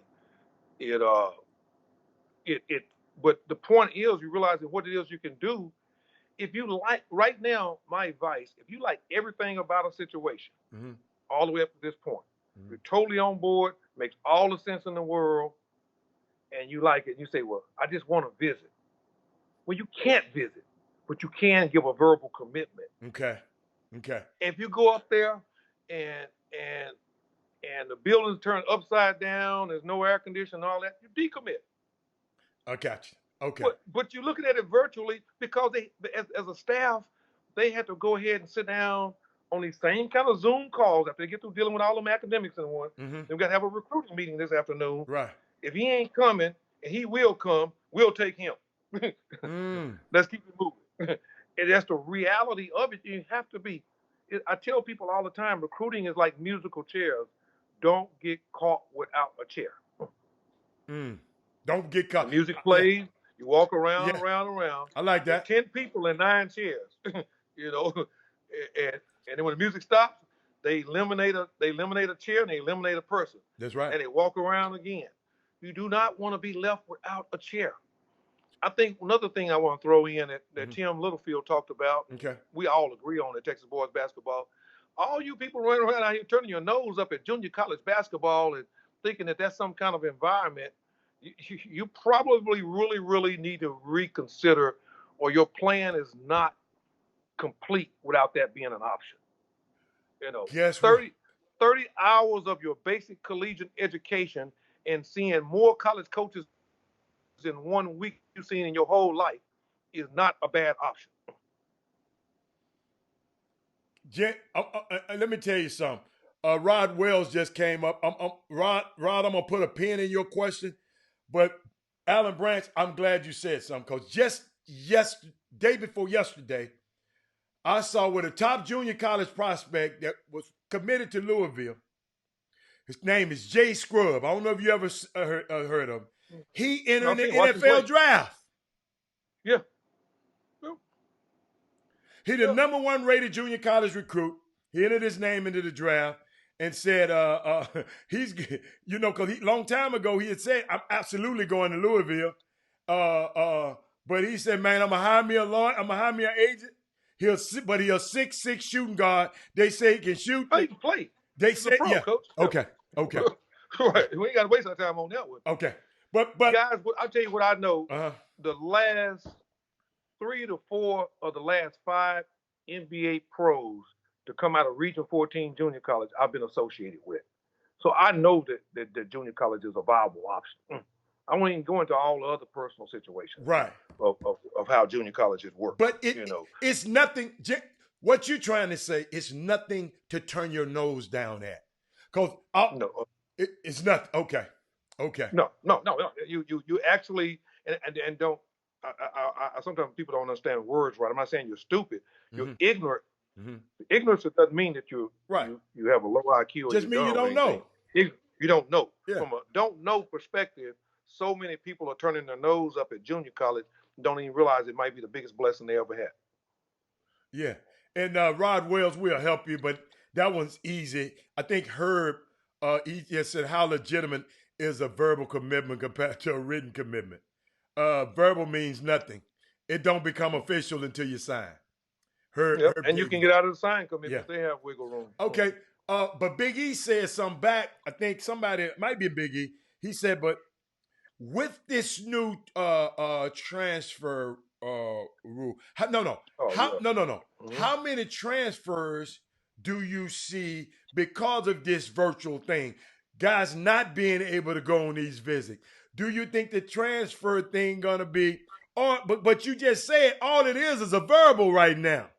Right. All it is a verbal right now based on the climate that we're in. Okay. My response to Big E, the transfer stuff is out of control for so many reasons. We won't ever even know how the coronavirus even impacted the transfer situation.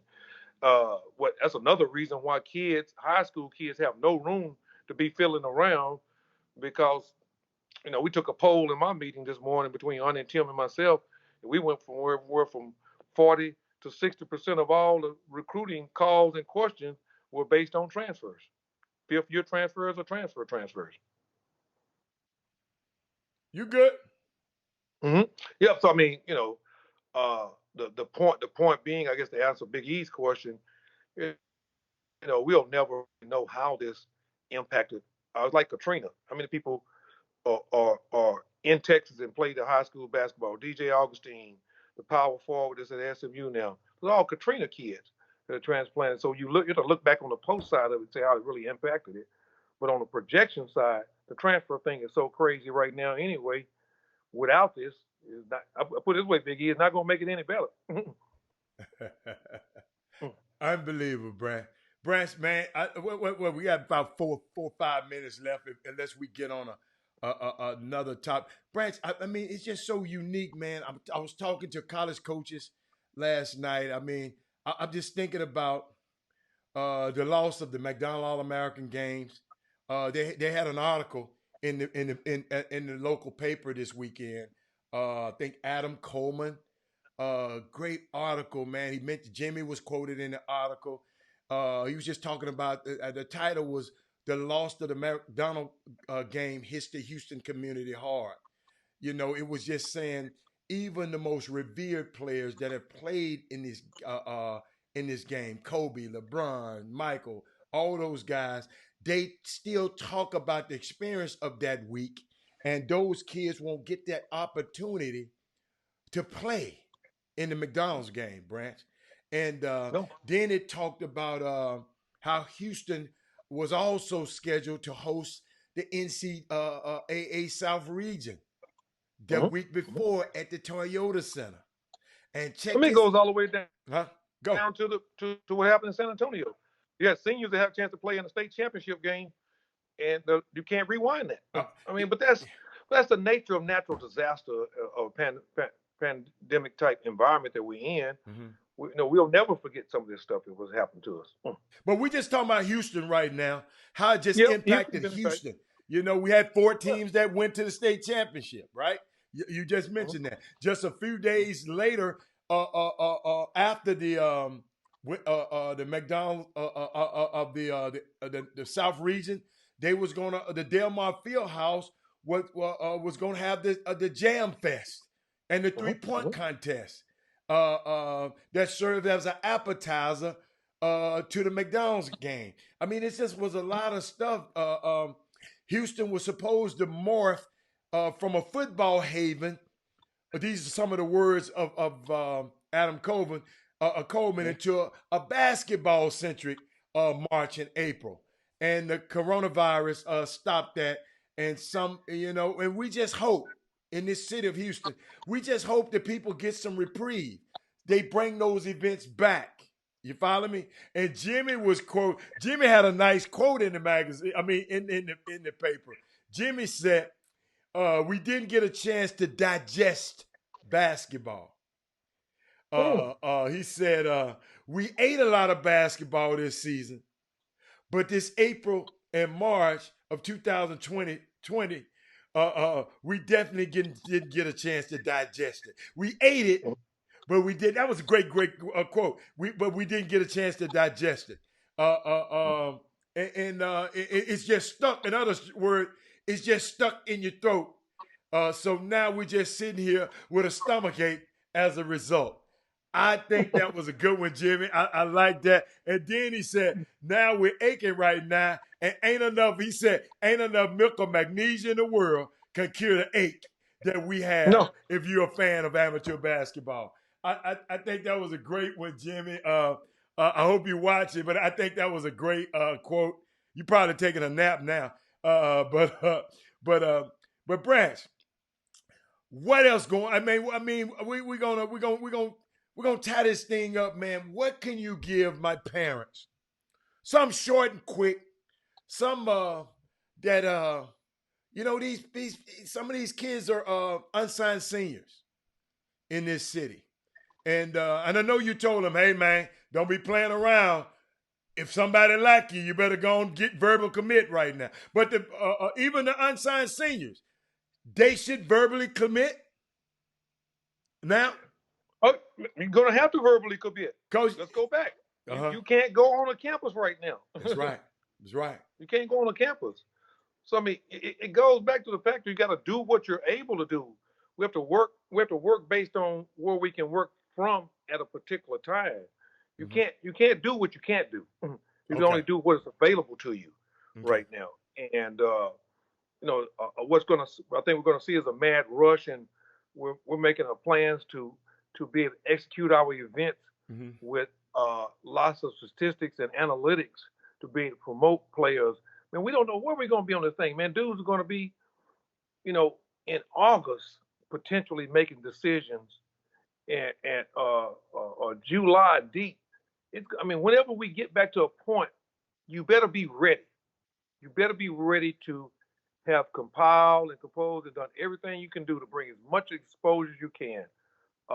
One of the things that we want to do are the digital coaching packages, where we're even when the coaches aren't able to come out, we want to provide as much information as we can about our kids to every Division I, Division II, and Division III school in the country. We have a database of everyone on staff at all those levels. I think it's like 5,000 or 6,000 collegiate coaches at multiple levels in their emails. We want to provide the data and what those guys accomplish in events, even when it's not a live period and the college coach is out. Then that's a good idea anytime. In this environment, it's an absolute must.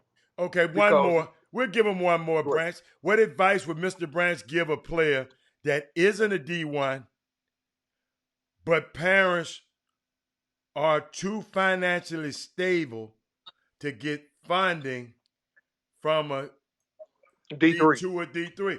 Well, if they too financially funded, that means they should be able to afford it then, huh? Are they in between? Are in the middle? You can get in between of what it is, depending on what level of college you're talking about. If you're talking about $20,000 a year, you're talking about $50,000 a year. Mm-hmm. First of all, let me correct something. At the D2 level, there's still a scholarship available. Okay. At the D3 level, I would recommend that kid to potentially look at going to a junior college and getting better, or developing a little bit more, or being seen a little bit more, and potentially becoming. And guess what?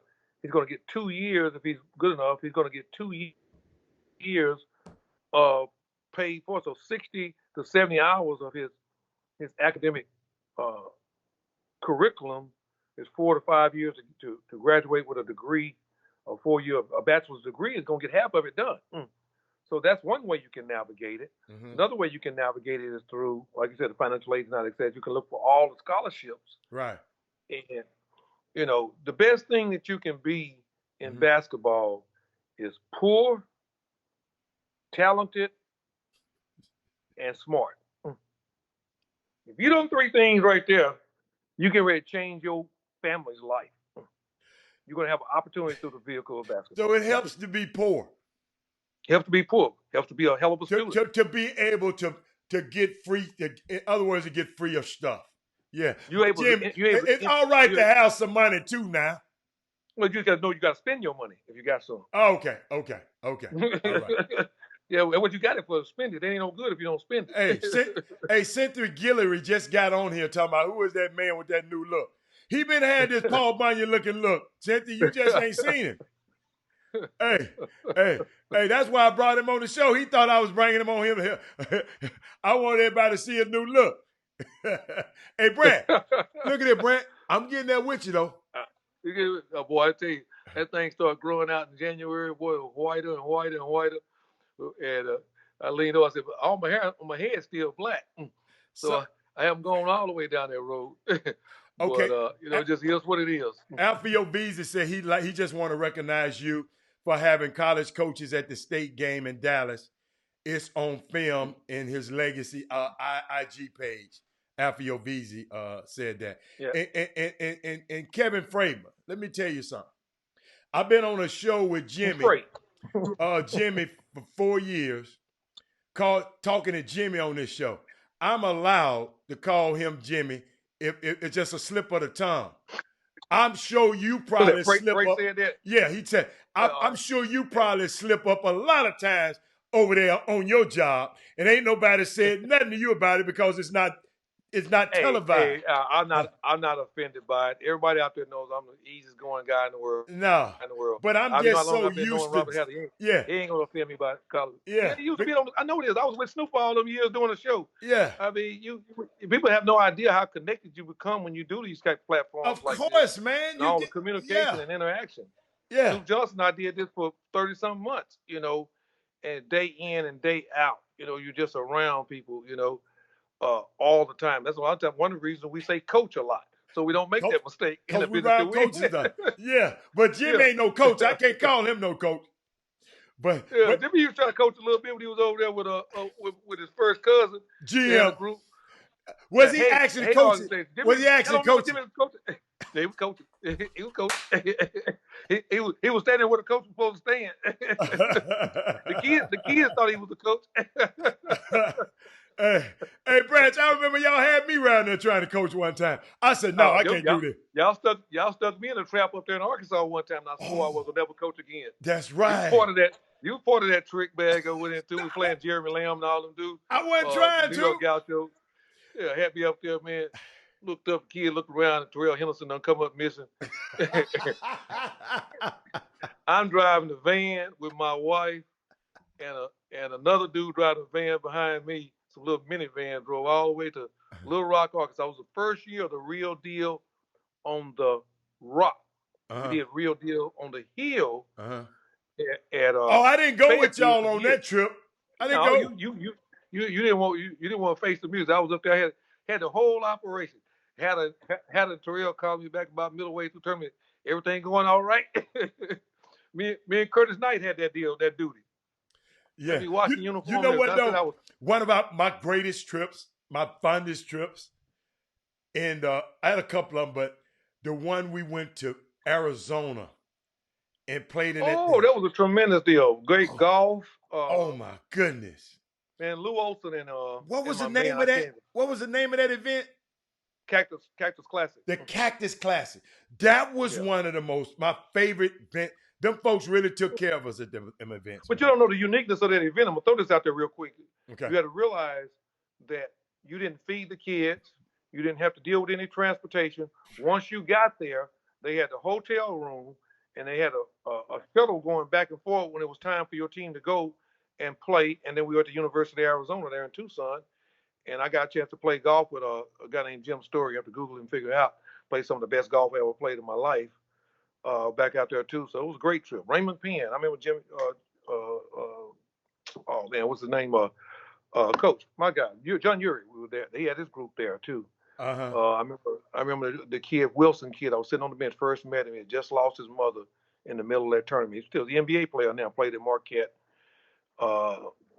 Played for Memphis for a while. Kenneth Gamble, no, it wasn't called a duel in the desert, was it? No, it was a duel in the desert. Huh? Cactus Classic. It was a Cactus Classic. There was a duel in the desert.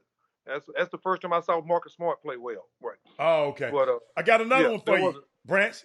They're coming late, though. He said it's Bush, Braylon Bush, the kid from Silsbee, one of the top guys around, by not taking three McNeese offer that he recently got. You said 3, Melvin Dudes. You're typing too fast. 5'7" guard. You know what I'm talking about, Braylon Bush. He had I know the kid real well. Yeah, he had but I know you don't like to talk about kids. I'm just saying. I don't mind giving my opinion. Okay. All it is an opinion. Okay. But he's asking me, should have that kid have taken a McNeese offer in this climate and based on what I know about him as a player? Is that the question? Yeah. Or should he? I think he's talking about should he take those offers or not? What other offers does he have? I mean, should he go and take that offer, right? I mean, should he go and take that offer? Right now, with no more offers, yeah, and that's the offer he got, yes, gotta take it. In my opinion. That's just my opinion. Yeah. I'm not telling Mr. and Mrs. Bush to do what they want to do with their child. You just ask my opinion. Right. And then Ricky Scott said, put me on the spot, Hatter. Me or Branch on the golf course. I don't know, Ricky Scott can't play, Coach? No, he's just talking about with me and you playing who will win. You know, Hatter pretty good, y'all. Hatter pretty good. Now we playing scramble. Based on we're on the same team as scramble. It's over. Yeah. I'm gonna hit him. I'm gonna hit him. Branch gonna put him in. Yep. I might have a better 120, 140, 100-yard end game. Hatter has definitely a better second shot, long iron game. Yeah. And Hatter, when he's hitting it, is better than I am off the tee. Yeah. I can hear it a little bit, y'all. I just, Yeah. you know what, though? Hatter going to shoot 77, 78. When we both playing at our best, Yeah. this is my opinion. Hatter going to shoot 77, 78 on a regular basis, and I'm going to shoot 81, 82 on a regular basis. Hatter's basically 5 strokes better than me. That's not bad. That's not bad. And Hatter, I tell you what, this year I've been out a few times before the corona came in. I might be ready to come get you. Come on, get me. Because, you might can get me right now. I'm not, hey Brad, watch me. I'm not hitting that good. Wink. Brad, guess what they call me at my golf club now? Hey, they call me Robert Woods. Hey, I went out with Grady Dale, and anybody that knows basketball, especially up in this area and deep into it, and Keith Kimball, and I can't even call the other. Hold up, Brad. I got to play a quick 30 seconds. Watch.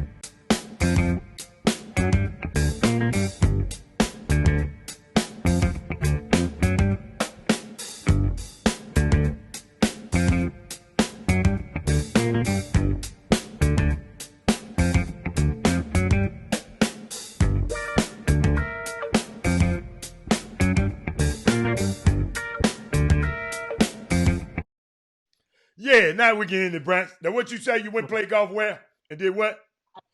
Oh no, it was with Grady Dale, Keith Kimball, and I can't call the other gentleman's name. They're all referees, very prominent referees in the state of Texas.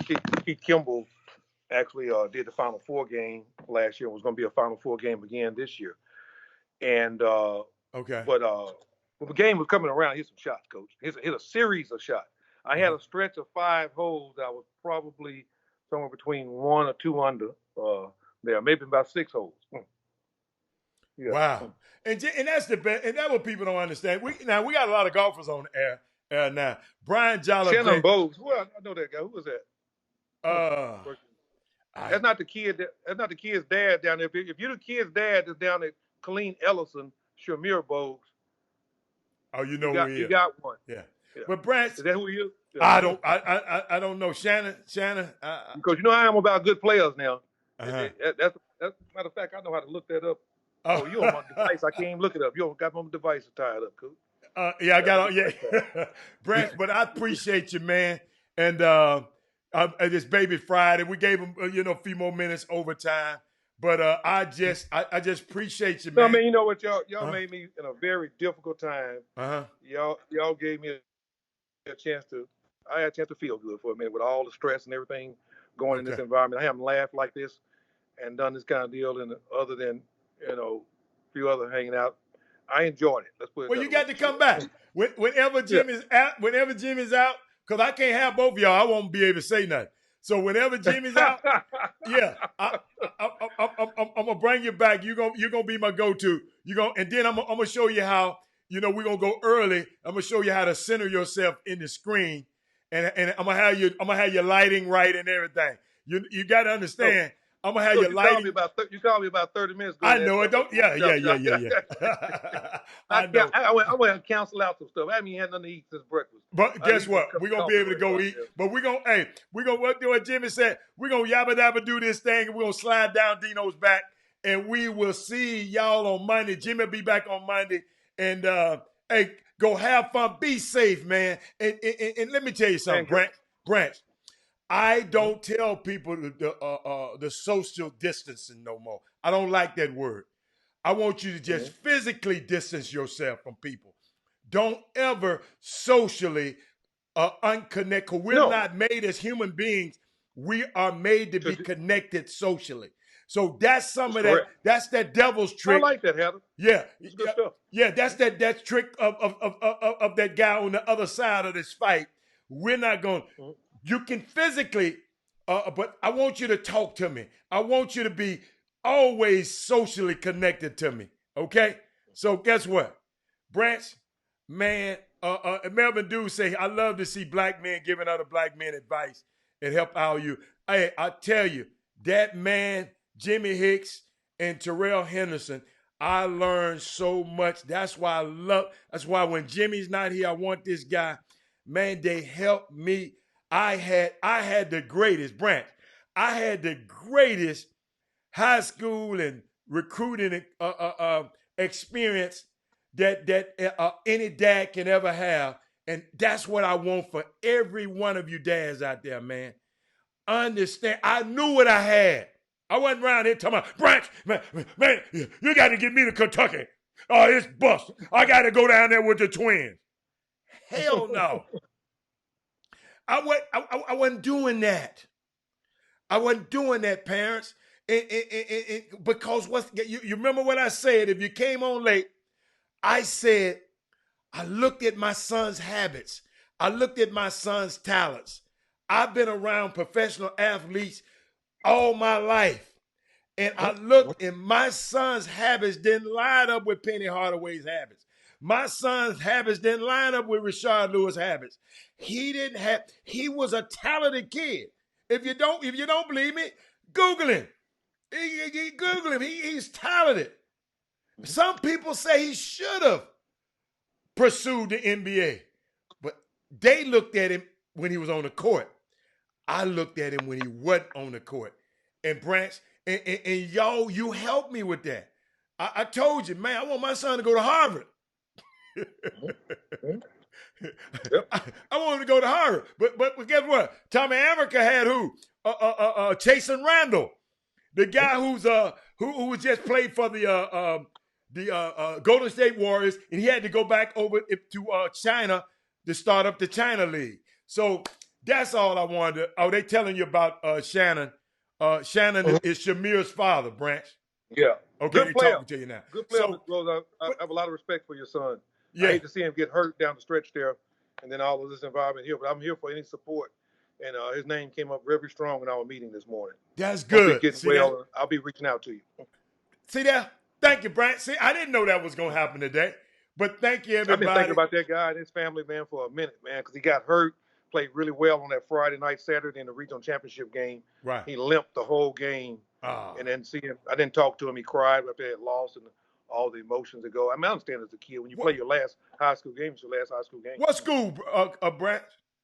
Killeen Ellison, I believe. Oh, Killeen Ellison. Okay. Right. Okay. Yeah, he's a 6'4", guard. Kind of has a 1-2 combo-ish, can run a team. That's good. I liked him. I saw him in NCAA, gets downhill, lefty. Some people say he's streaky shooter. I think he's very correctable. I love him to death. Okay. I think he's borderline one of my sleepers. Gotcha. But go ahead. Go. Hey, look what happened. Look what happened on the Chop Shop today. But Branch, we're going to yabba dabba. Branch, I got Daryl Stuckey, one of my greatest friends that lived in the DMV. Yvette Machete, one of my great friends that live here in Houston. They came on late. You know, they some late bloomers. But we out of here, y'all. Y'all got to go back and watch the show on YouTube and Facebook. Branch, I don't know if you knew that, Branch. Branch. Yeah, I used to always try to talk to y'all in the YouTube. That's what Snoop and I were doing back in the day. But Branch, it's a solid platform. Branch, we're broadcasting simultaneously. We were doing on both of them at the same time. Happy for you. Great idea, great concept. Great to see. God bless y'all. Great to see everything go.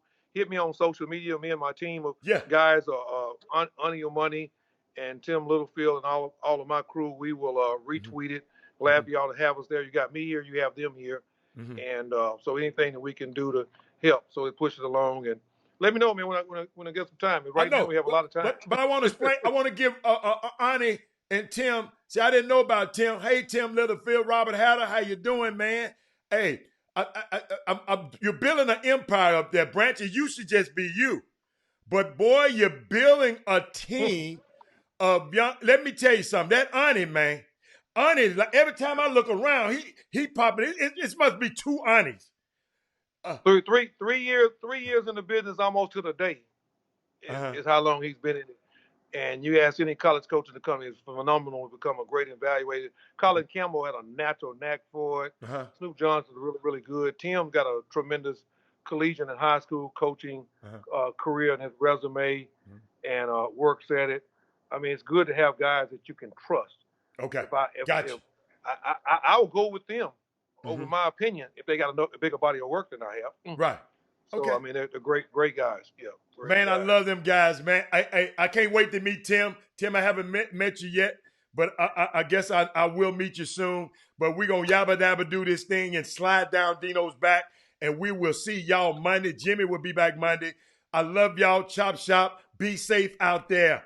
Okay? What I said, not social distancing, but physical distance. Right. Physical Yeah. distancing.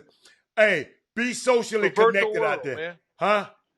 I said it's a virtual world we live in The right virtual now. world. It's evolved to that anyway. This is Yeah. just an abrupt push into that process. All right. God bless y'all, I'll man. see y'all Good to later. you. I can't wait till we play golf again. All right, Take we care out. of yourself, boy. Jim Hicks, Rob Hatter. You are now tuned in to the Chop Shop. I'm Retro. Let's get it. We in the Chop Shop. We live in the Chop Shop. We talking sports talk. We live in the Chop Shop. We in the Chop Shop. I'm talking sports talk. So turn your dials up. It's live in the Chop Shop. We in the Chop Shop. We live in the Chop Shop.